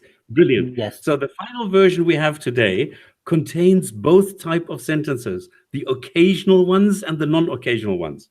Yeah, those still have it though, because this is telling a story so of the occasional ones, are they still applicable today? Like, can I give an example of something? Okay, you are not allowed to marry Muhammad's wives. Yeah, I mean, how can it exist today? His wives don't exist today, and Exactly. Yeah, That's why I'm asking. like it was occasional. Yeah, that's a very good example. Yeah. Okay, so those we don't have to adhere to today because it's impossible. Like some of them that's what I said and said in the beginning. He's telling a story of a messenger. Okay, so what you are saying is we can ignore some parts of the Quran. Yeah, some part of it, that's what I'm saying. It's telling a story of a messenger. So it's like people around him is telling you a story of a messenger. He's telling was to come. That's the story. So in a story, the Quran is not directly talking to us. It's telling us a story, and we are indirect addressees of it. Okay, do you think you have just answered my question? Yeah, go ahead. Do you think you have answered my question? Could you repeat? Sorry. Can we ignore some parts of the Quran? Like some, you use the wrong word, ignore. Like some parts are not applicable. The one word you used before, that was the right word. Like one part is pretty common sense. Like the one example you gave, cannot marry the prophet of the moment. It cannot be applied to me. Like they don't exist today. If I existed at that time, that was for me. That was commandment for me. So the Quran was valid. So there were pieces of the Quran that were valid for 10 years and never valid again. Like it was the thing, the content is telling you. It's occasional. Like people say, don't raise your voice, in front of prophet. It's gonna waste all your good deeds. So like, how am I gonna raise voice against the prophet? He's not in front of me. Like it's the content of the sentence is telling for the people. If Muhammad existed today here in front of me, the same apply to me. That's how I can say it. So we can ignore some part of the Quran, and nobody really knows what part of the Quran we can ignore. What happens if I decide that I want to ignore that I cannot eat pork? Who decides this? No, the poor part is like for it's like it's not like something Prophet Muhammad introduced. It's always in Islam. Like for it's always in the books before, Okay, like it's in always Bible if been you in read. Islam that you are not allowed to marry the Prophet's wives. It's always been in the Quran.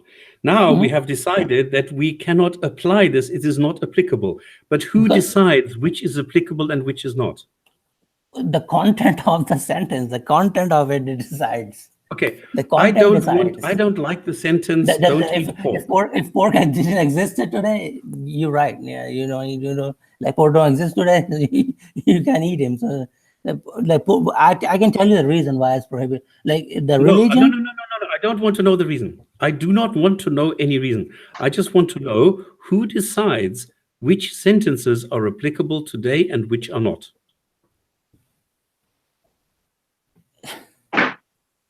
I'm saying the content of it. That we understand the religion for what the religion is. What is the topic of the religion? Religion of the topic is cleaning of your body and eating the purified stuff. Purified is a religious term, not the pure milk kind of thing.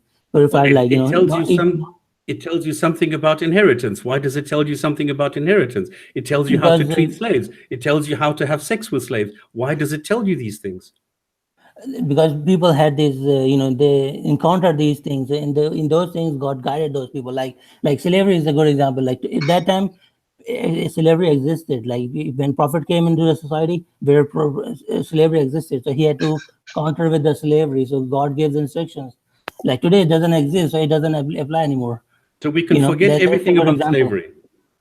It doesn't exist anymore. People conscience, like raised, like people today, like it was in our moral, innate moral, in a sense, like So in what our happens moral if a being, that Muslim keeps slavery. a slave?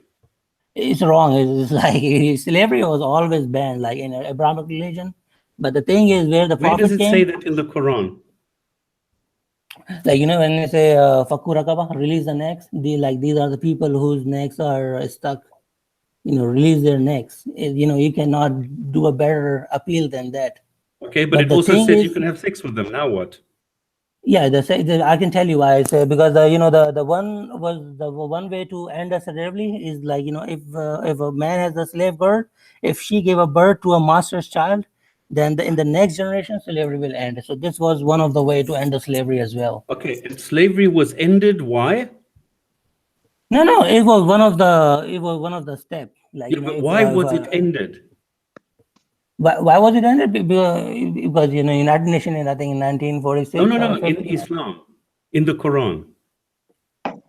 Oh, it didn't. It didn't. It like that's the mistake. People give example like the alcohol was banned, everything was banned, but slavery wasn't banned because they're dealing with the people, like alive people who eat, sleep, need shelter. So Okay, the government it wasn't so powerful. Like if you was release that many people can provide food and shelter and okay, clothing to fine. all those people. So if you release all the people in one day, like tell all the masters release all your slaves next day, and they kick him out of their house, the next day they won't have no food, no Okay, shelter. so you have bad slavery, you have okay slavery, not so okay slavery, No, and good slavery. listen. Was So it was slavery stopped according to Islam? it was gradually the God taught people, like eliminated gradually because it was Okay, why? institutionalized. Like Why? example is Why? like a child labor. Like I'll give you an example of a child. Like there was child labor. Why was slavery abolished? Because people know in their moral sense, in the innate moral nature. Okay, so the They say, innate moral if you sense apply says no slave. yourself, you want to be slave of someone, you say no. So So, in the innate moral sense, slavery is bad. yeah. So Anyone will say in this world. if in your innate moral sense slavery is bad, how come Muhammad kept slaves? Was he morally bad? That's what I'm saying. That the issue that the two moral things collide each other. Like if we kick out tomorrow, the person doesn't have anything to, like. I'll give you an example of a child labor. No, I have don't a give very me good any example. examples, please. So Muhammad kept slaves because he was It's not morally a you good seeing only person. one thing. You seeing only one thing. Like if you kick out next day, the person, all the slaves were not young male. They were kids. They were they were old people. They were So like why did very old God people. allow slavery? That's what the prophet did not, create slavery in this. God. I'm talking about Allah God. Not He didn't Muhammad allow. God. That's I'm talking about he's a Allah God. fakur rakaba, like release the necks. These people are these are the people whose necks are stuck. You are Release their saying that necks. Yes, slavery is bad. You are saying in innate morality, slavery is bad. So why did God allow slavery? that's the wrong way to say it. They allow it. It's told gradually eliminated because it was totally institutionalized, Okay. like embedded. For it to Like today, if I tell gradually, people, for it to be so I gradually can tell you, eliminated, if you eliminate something gradually, it must exist. Is that correct? for a time while you gotta have to bear it for a Okay, time while. But why did eventually, slavery exist? because back in the time when the tribes, when they run out of the resources, food and water, so they attack the other tribe. So the aggressive tribe, if you attack the tribe, another tribe, the defendant tribe, if it successfully defend itself and fail the attack of the aggressive tribe, then there was international law among the tribes that the Why did aggressive God people allow will be this? made International slaves. law. Why did God allow this? No, God never allowed this. Which book? No Bible, no nothing says God Hang allowed on. this. Humans have been around for 300,000 years. So for 300,000 years, God sat there with folded arms, watched God, people. Can I finish, please? God sat there for 300,000 years, watched humans keep slaves, did absolutely fuck all. And then after 300,000 years, he decided, well, maybe now it's time to do something. Let me issue the Quran and say, please, please, please gradually stop slavery. I'm not going to say slavery is not allowed. I'm just sort of gradually telling people, well, maybe it's a good idea you stop doing that. Is that what you're telling me? no. So the God has given, of course, the choice. Like people have been stealing for too long. God When? not gonna stop from When? the sky, people. People had God has slaves for given everybody 300,000 their years. time. Like People people have been had, stealing even longer than that, but God not gonna stop from the sky. God gonna tell people to stop this. You're on your own. If God is not gonna force from the sky, then what's the point making the life as a test? God is gonna appeal to people that you do it. Is you recognize yourselves? Would you like it with you? While Why you do with couldn't other God did people? God stop create every single human being knowing what that human being was going to do? Why To test couldn't them, they God have a stop choice. slavery? Exactly. They have a choice. People are given the choice. God in the nature, the way God has made people, human wants good in their nature. So Now, God do you know wanted that us you to are have a Nobody wants defending choice to evil. slavery? slave. It's people who choose that. You are Okay? defending slavery. Do you know No, that? I'm not defending slavery. I'm You are saying is defending slavery. no, I'm not defending. It's very Quran is very clear. Like fakura, release the necks. It's like No, no it's not very no clear. better It's saying appeal. you can have sex with slaves even if they are married. It's very clear. Laying down the No. It's rules. not with the slaves married. The one you own it already. You can have sex with him because as soon as the child is born, the master child is born, the slavery will end in the next Listen, generation. but listen. With Can the I with the ask with the why? slaves. Can I ask a question? Yeah, sure, Why sure. did God? Why did God lay down rules about having sex with slaves? Can you answer that question? Because that's I mean, pretty awful, isn't it? let me, yeah, the people who were owning the slaves already, for those Yeah, people, but he why said did it's God okay. lay Other, down rules? Why did God lay down rules of how you can have sex with your slaves? Just because they were doing it already, because they were owning slaves. Why did God yeah, need to lay yeah, down specific rules about having sex with those slaves? Why? yeah. I'm telling you, the reason is that if the child is born, the No, master forget. No, child. stop. Can you stop? Let's forget about the child. Let's talk about the rape. Why did God lay down rules about raping your slaves? Forget the children that may come about after the rape. Why did God permit and Yeah, rule it's not it's not a rape. rape? Like the slavery you own a slave. You own a slave. Why did God That's set how it down was. rules? Can you answer that question, please? That was it was that's what I'm saying. It was bared for a moment. Like once a child is born, the slavery is I will don't know. end. No, you're not listening. I said forget about I the know children that may be a result of the rape. Why did God, your God that you worship and you think is wonderful, lay down rules about raping your slaves? Forget the children. Let's talk about the act of rape of slaves. Why did your God permit it and lay down detailed rules about it? Why? Forget the children. There's rape. You putting the rape thing. That's what I said. Well, I'm sorry. I'm going to stop you again. If you're having sex with your slave, it's going to be rape. You are thinking in your mind is already as rape. Like like you buy a slave. Stop. Like, I'm thinking what? I'm thinking what? Like in the slavery time, if you watch any movie, the slave you buy like is your like your they were considered like a property, like you know what I mean. So what were they if they were not property?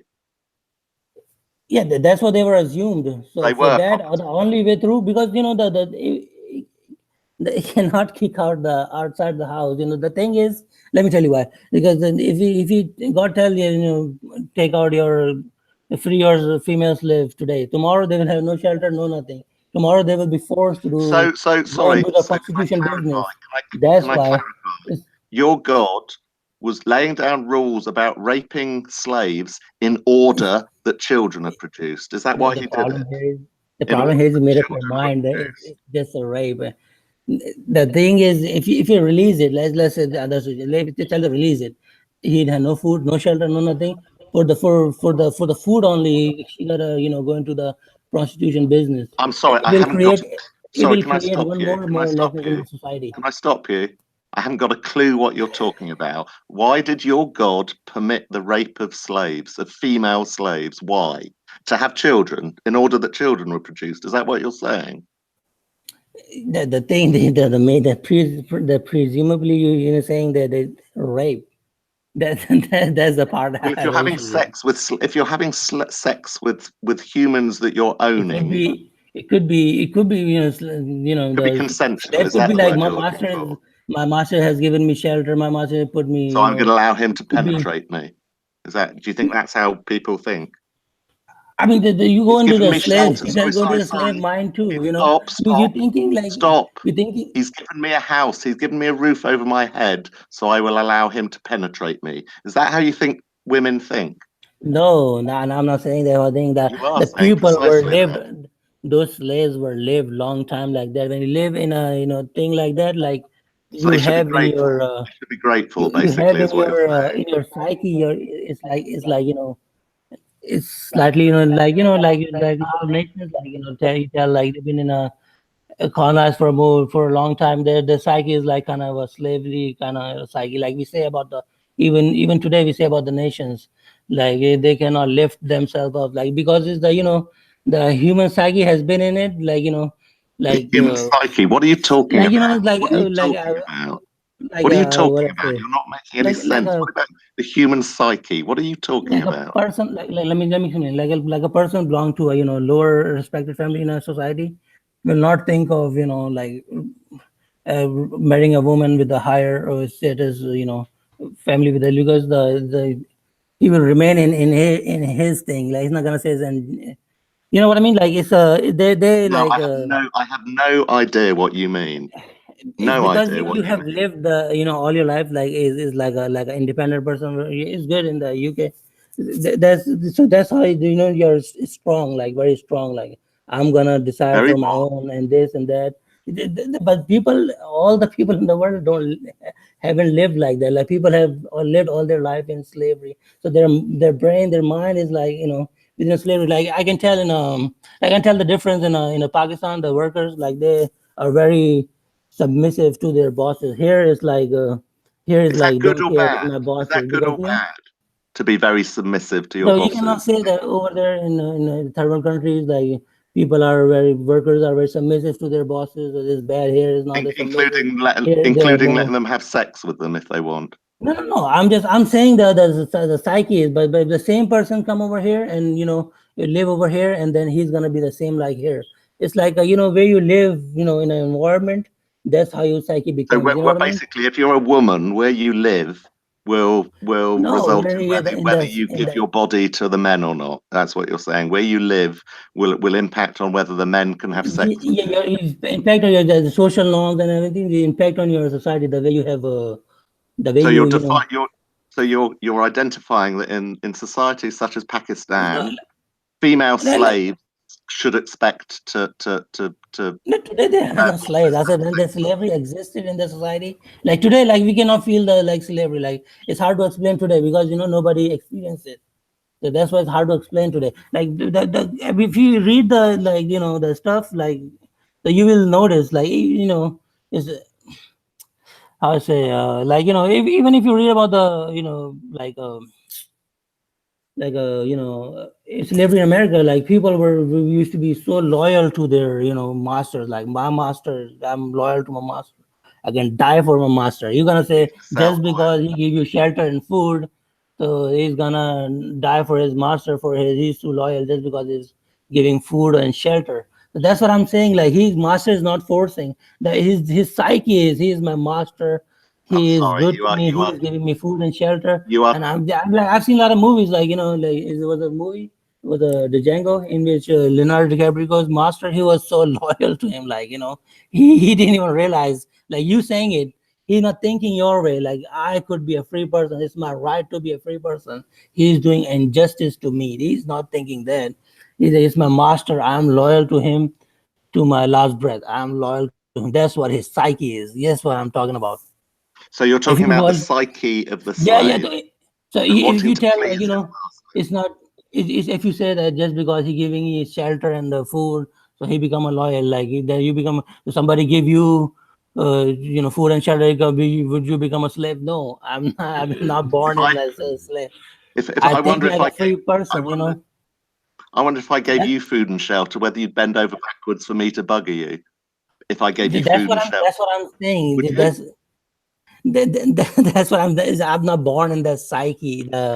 My food, my like body need is what it's it's think the other way. Like human need what? Human need food and water and shelter and plus need sex too. You know what you're describing here. If the master say, okay, you live here, nobody gonna have sex with you. You live here and you eat food and shelter. That's what also the need too. God if you creates see the other way people around, who have a psyche of a slave.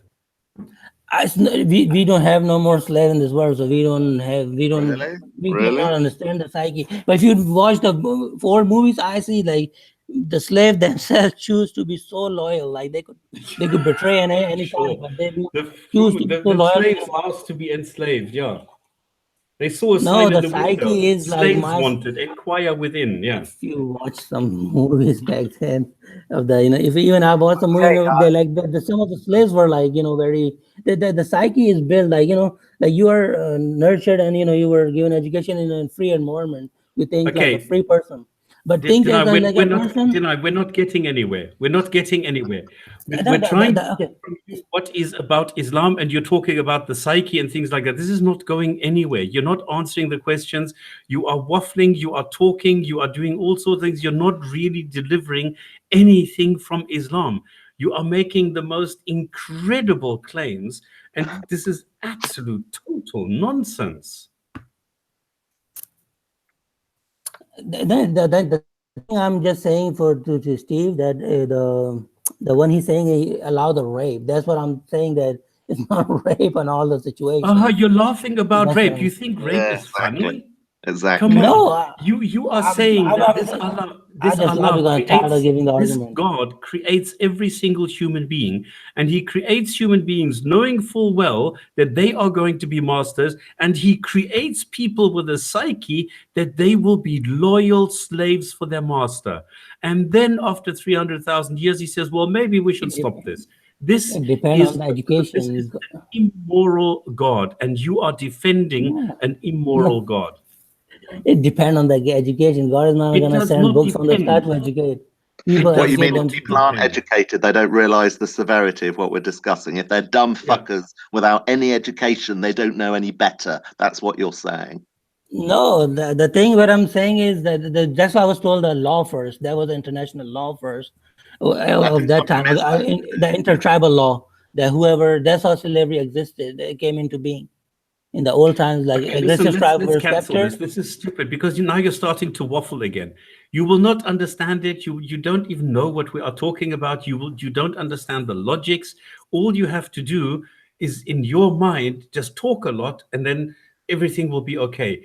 You should go and listen to what you are saying. You should go and investigate your own morality. You should think about what you are thinking about your God, who is an immoral, brutal, despotic God, and you are Sir, defending it. God didn't send any book and say start slavery. It's people who started this way. That's what I was Who telling you. created the people who started slavery? Your God. People also, God also created You're people still like laughing. I don't get God also created people like Nelson Mandela and Martin Luther King and Gandhi. No, you cannot say God only created the evil people. God created good. That's what it was saying. Like, those who purify their deeds and knowledge, they will enter those people who did bad, they're not going to enter the. You see, Well, God will decide you are eventually. still defending it. You are still defending it. You are still looking God has. to defend this brutal God. And I don't.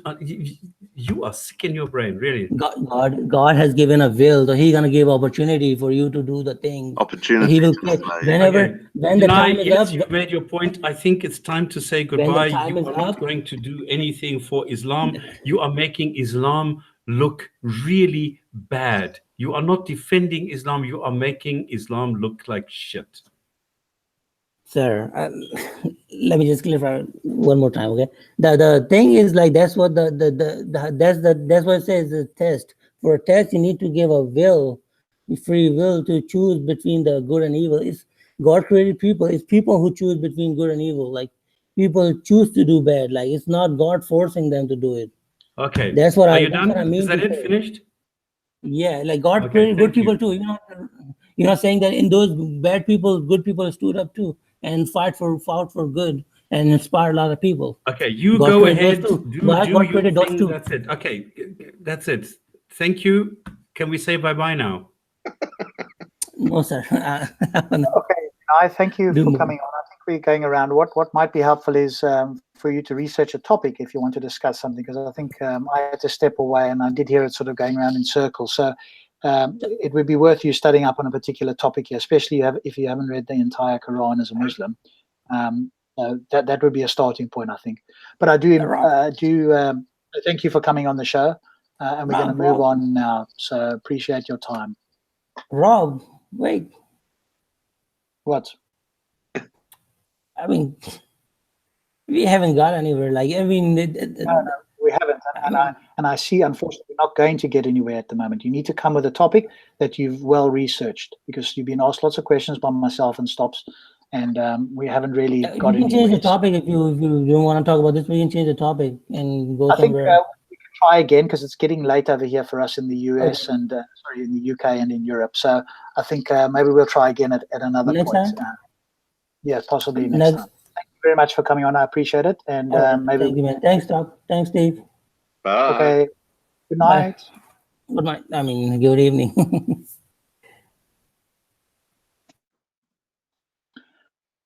Okay.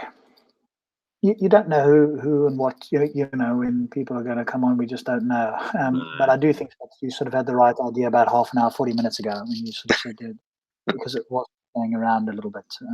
Yeah, but I don't want to be impolite. And then I thought he was actually now making a point.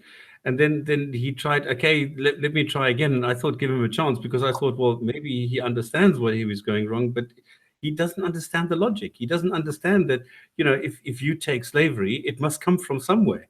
And it doesn't just happen out of the blue. And if you say that this God is omniscient and all powerful and all good and all whatever, or maximally good, or whatever you want to call this, it doesn't fit. It doesn't work. You can't have all these attributes working together and come up with slavery. It's impossible. Indeed. Yeah, and I think the main point is that God had the power to abolish it immediately, especially if he sent angels to help Muhammad if in fact Muhammad was the prophet and he really did want to get rid of slavery. Yeah. Muhammad could have actually said, hey, I've come to abolish slavery, and anybody that the angels of God will be with me and you will have no choice. That would have been. But now Muhammad says, well, I'm first going to have sex with Maria, then we can abolish slavery. Yeah, well, I mean, obviously, this whole slavery went in stages because it was institutionalized. You've got the most powerful being in the most powerful being, I won't say in the universe, in reality with his prophet. If in fact this was a bad thing, which, as you quite rightly pointed out, he allowed to happen for 100,000 years or whatever the case may be, suddenly decided this was the time to stop it instantaneously. I think work. Welcome in TJ and Why So Religious. I don't know if we're still going to do the hijab thing. It's getting a bit late, so we might have to change the topic. It's true, I forgot about that. What a pity. But I did want you to have a go there, and I think it's we just didn't get anywhere, especially when a Muslim hasn't read the entire Quran and sort of hasn't looked at it that deeply. But the thing is, we don't pick the people. Stop being so Islamophobic, guys. Come on now. Yeah. But the thing is, we don't pick. Okay, we don't go around and say let's pick some stupid Muslim. We don't know in advance if somebody wants to call in. So it's not us saying, okay, we are sort of picking the low hanging fruit. No, it's not. This is. I mean, if somebody wants to come in and justify what they are doing, it's great. But a lot of times, if we sort of unpack it, it turns out that it doesn't always work out well. I mean, if they can't, defend their beliefs, then, what's the point of arguing? Yeah, but he was defending his belief. His belief was that, yes, the Quran was revealed with abolishing slavery in mind, but before there was slavery and the slavery was justified because people had slaves, all was well and good, but then it had to be abolished. Even beyond slavery, though, even like, get to the tougher questions, like having sex with, like, prepubescent girls. Yeah, exactly. Yeah, I think keep going. Why stop at slavery? Just keep going and going and going, and find out why. I mean, keep going. Honestly. If I may interject, this is Why So Religious. I think the reason I went around in circles is because all you have to do is ask really one question, which is, do you believe that a Muslim can ever rape a slave? Just like you ask a Muslim, do you believe that a Muslim husband can ever rape a wife? And that's the answer is going to be no. It's going to be no every time, because that's not what the faith actually says. The faith says that you can't question it, and what Allah says is it. So if you just make that direct of a question to Muslims, you'll tend to get the correct answer, which is no. You can't rape a slave that's a Muslim, even if it is a Muslim. I mean, look at Mary the Cop, which was a slave of Muhammad's wife, but he was still allowed to have sex with her inside of his wife's bed. And when they confronted about him, there was a part of the Quran where it says, "Oh no, that don't make oaths to your wives when your oath is to Allah." And that's the whole crux of that one, is that if you ask a very direct question, most Muslims will give you a very direct answer. But if you ask something saying about morality, they're just going to give you the Quran is the central morality. So they're not going to give you the answer that you might be looking for. But if you just break it down simply, then you probably will get an answer that you can move on to. Yeah. Yep. Point taken. So, I mean, the reason I've learned this is because I lived outside of Paterson, New Jersey for about 3 years and worked with a Muslim family for 2 years. And what I learned was, if you want to talk to Muslims, you have to be very direct in what you're saying, and you have to know at least one counterpoint about what they're gonna bring up, which is they're always gonna bring up that with him talking about Mecca, okay, and Imam's brother question was where in the Quran does it say about it being Mecca, or is it described as Mecca? Well, all you have to do is ask him right after that is, why did all the mosques, the message after Muhammad's time, point towards Petra for 40 years? And then, that causes the debate. All he's going to say the entire time is, oh, well, the Quran and the Hadiths and the Sunnah, all that justifies Mecca. But when you point to the original Muslims that were the companions also of Muhammad were allowing mosques to be built pointing Petra, then that starts the actual debate. But to him, all he's going to do is say, oh, well, the Quran mentions this, the Quran mentions that. And if you notice, it's never really Mecca in the Quran. It's al-Masjid Haram. It's not Mecca. That's if Allah wanted it to be Mecca, he would have said Mecca. That's the difference. Yep. And I'm sorry for taking up the time, but I did want to point out something earlier. Brother Imam, he was saying about the apostate prophet. And I don't like talking about other YouTube channels. They got their own thing going. But I can say, and I said that he is fake. And here's why. I know him from years ago when I had my my Instagram going, and I had something like 4,000 followers. I was getting like 20 to 30 people a day joining. Well, he came onto Instagram, and he and I started talking. I introduced him to websites such as corpus.quran.com. And what got me was in his very first video that he did on YouTube, and I even bought him a microphone and was going to mail it to him so that we could collab before he had a YouTube channel. But when he did his first channel, he said, oh, I don't go around trying to insult Muslims. I don't go around trying to instigate. Well, that's just a lie. Maybe he's changed, but originally my channel, I got shut down 6 times in a row on Instagram because he was tagging me into 20K, 23K Instagrams that were Muslims, and then they would flag me just because of him. And also, I would say the thing about the apostate prophet is that, can you name one video that he's done that is unique? He's the David Woods for atheists. For atheists who don't want to go to David Woods' channel because he's a Christian. And so what do? They go to the apostate prophet's channel instead. And I've actually asked him personally a couple of times. We can even do it on my small channel. Let's you and I talk this out. But he refuses because he's partisan. And my main thing is with him, he doesn't do anything original. There's not one concept with that guy that is original. Now, he is a social media savvy person. I'll give you that. He waited until his Facebook got up to about 15, 16K, and then he makes his YouTube channel and instantly has 10K people following. Congratulations to him.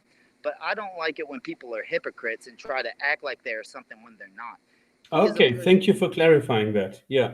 Okay, yeah, that's what I meant by he's fake. Okay. His personality is fake. Okay.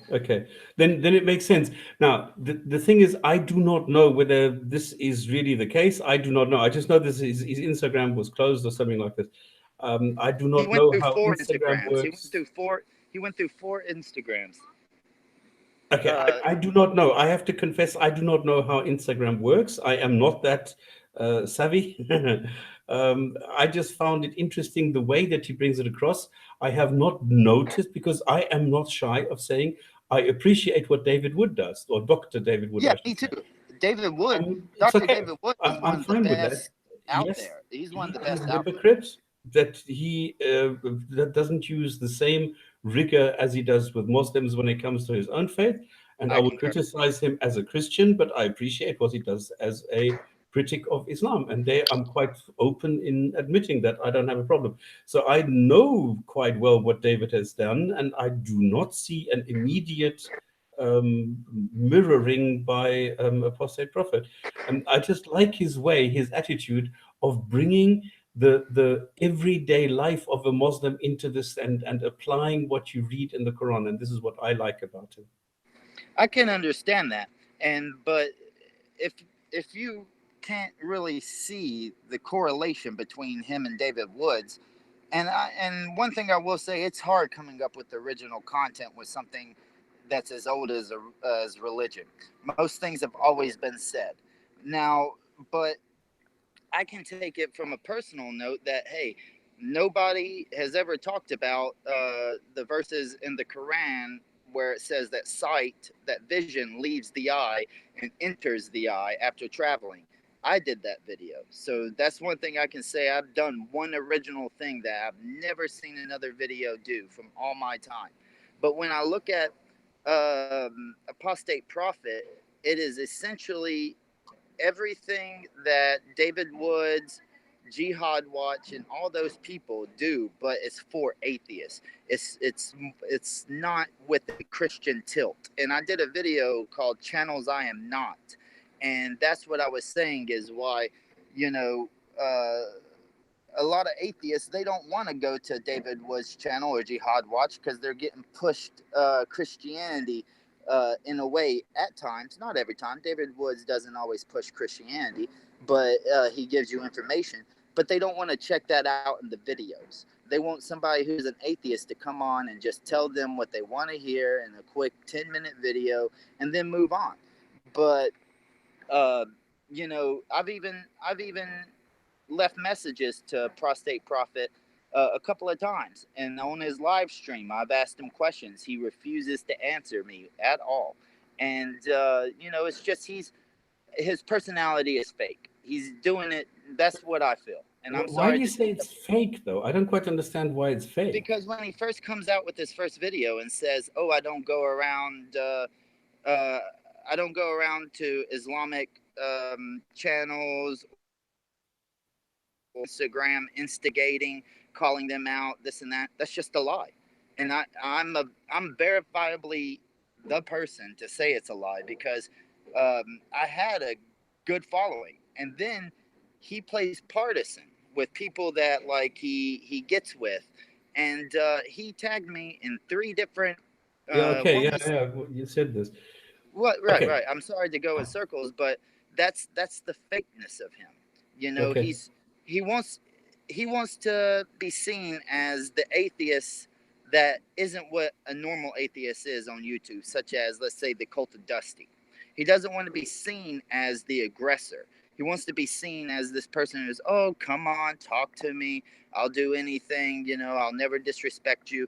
But what he will do is play partisan sides. Okay, to the point you've clarified that, and great. Everybody can make up their own mind. Everybody can go and watch his first video and see if it's in any way contradictory or something. You've clarified it, and you've explained your point. Okay, that's cool. Okay, I didn't really want to talk about that today, but I just wanted you to know why I wrote that earlier. Because, okay, you've done that? Okay. Good, thank you. Okay, so what I was thinking about today was the other day, I was thinking, did God reveal his revelations too soon? And the way I thought of this was in the Why religious? Hang on, buddy. Let's bring this up at another time. If you want, want to have a show with us on, then we can talk about that. I don't want to go into too many different things in one night. We haven't even got to the hijab video. I don't know if we're going to do that. So save that for time. Send me an email. If you want to come on early on the show, then we can do something on a particular topic like that. I think that'll be the better way. Sounds good. I appreciate it. I appreciate y'all giving me time on your show. Sorry for the rant, but I'm going to go ahead and get back to work. Alrighty. Take it easy. Cheers then. Y'all be safe. Okay, Stops. You're sort of running it. Do you want to still do anything on the hijab video, or do you No. That video is so precious. There's so much stuff there. I think it's worth a lot more time than this. This is for sure. Okay, so what we'll do next, maybe we'll do it next Friday. Then we'll do that video, and we'll sort of start that a bit early, and then go into the chats and stuff. Otherwise, obviously, it runs on, and then we haven't got through. Yeah. The I main mean, the idea was like, I think the idea is good to just go and address some questions and blah blah blah. It's just that then it went a little bit overboard with too many things happening at the same time. Yeah, and bringing the Muslim, because that was obviously No, but that's unscripted. priority. Come on, that's always overriding. That's like an emergency coming into ER. You know. Yeah. I'll just have to think of a title for this show, because I'm not sure. It was just kind of a bit of everything, really. Yeah. It wasn't a real topic for the show. No. As much. Oh, we had one, but we never got to it.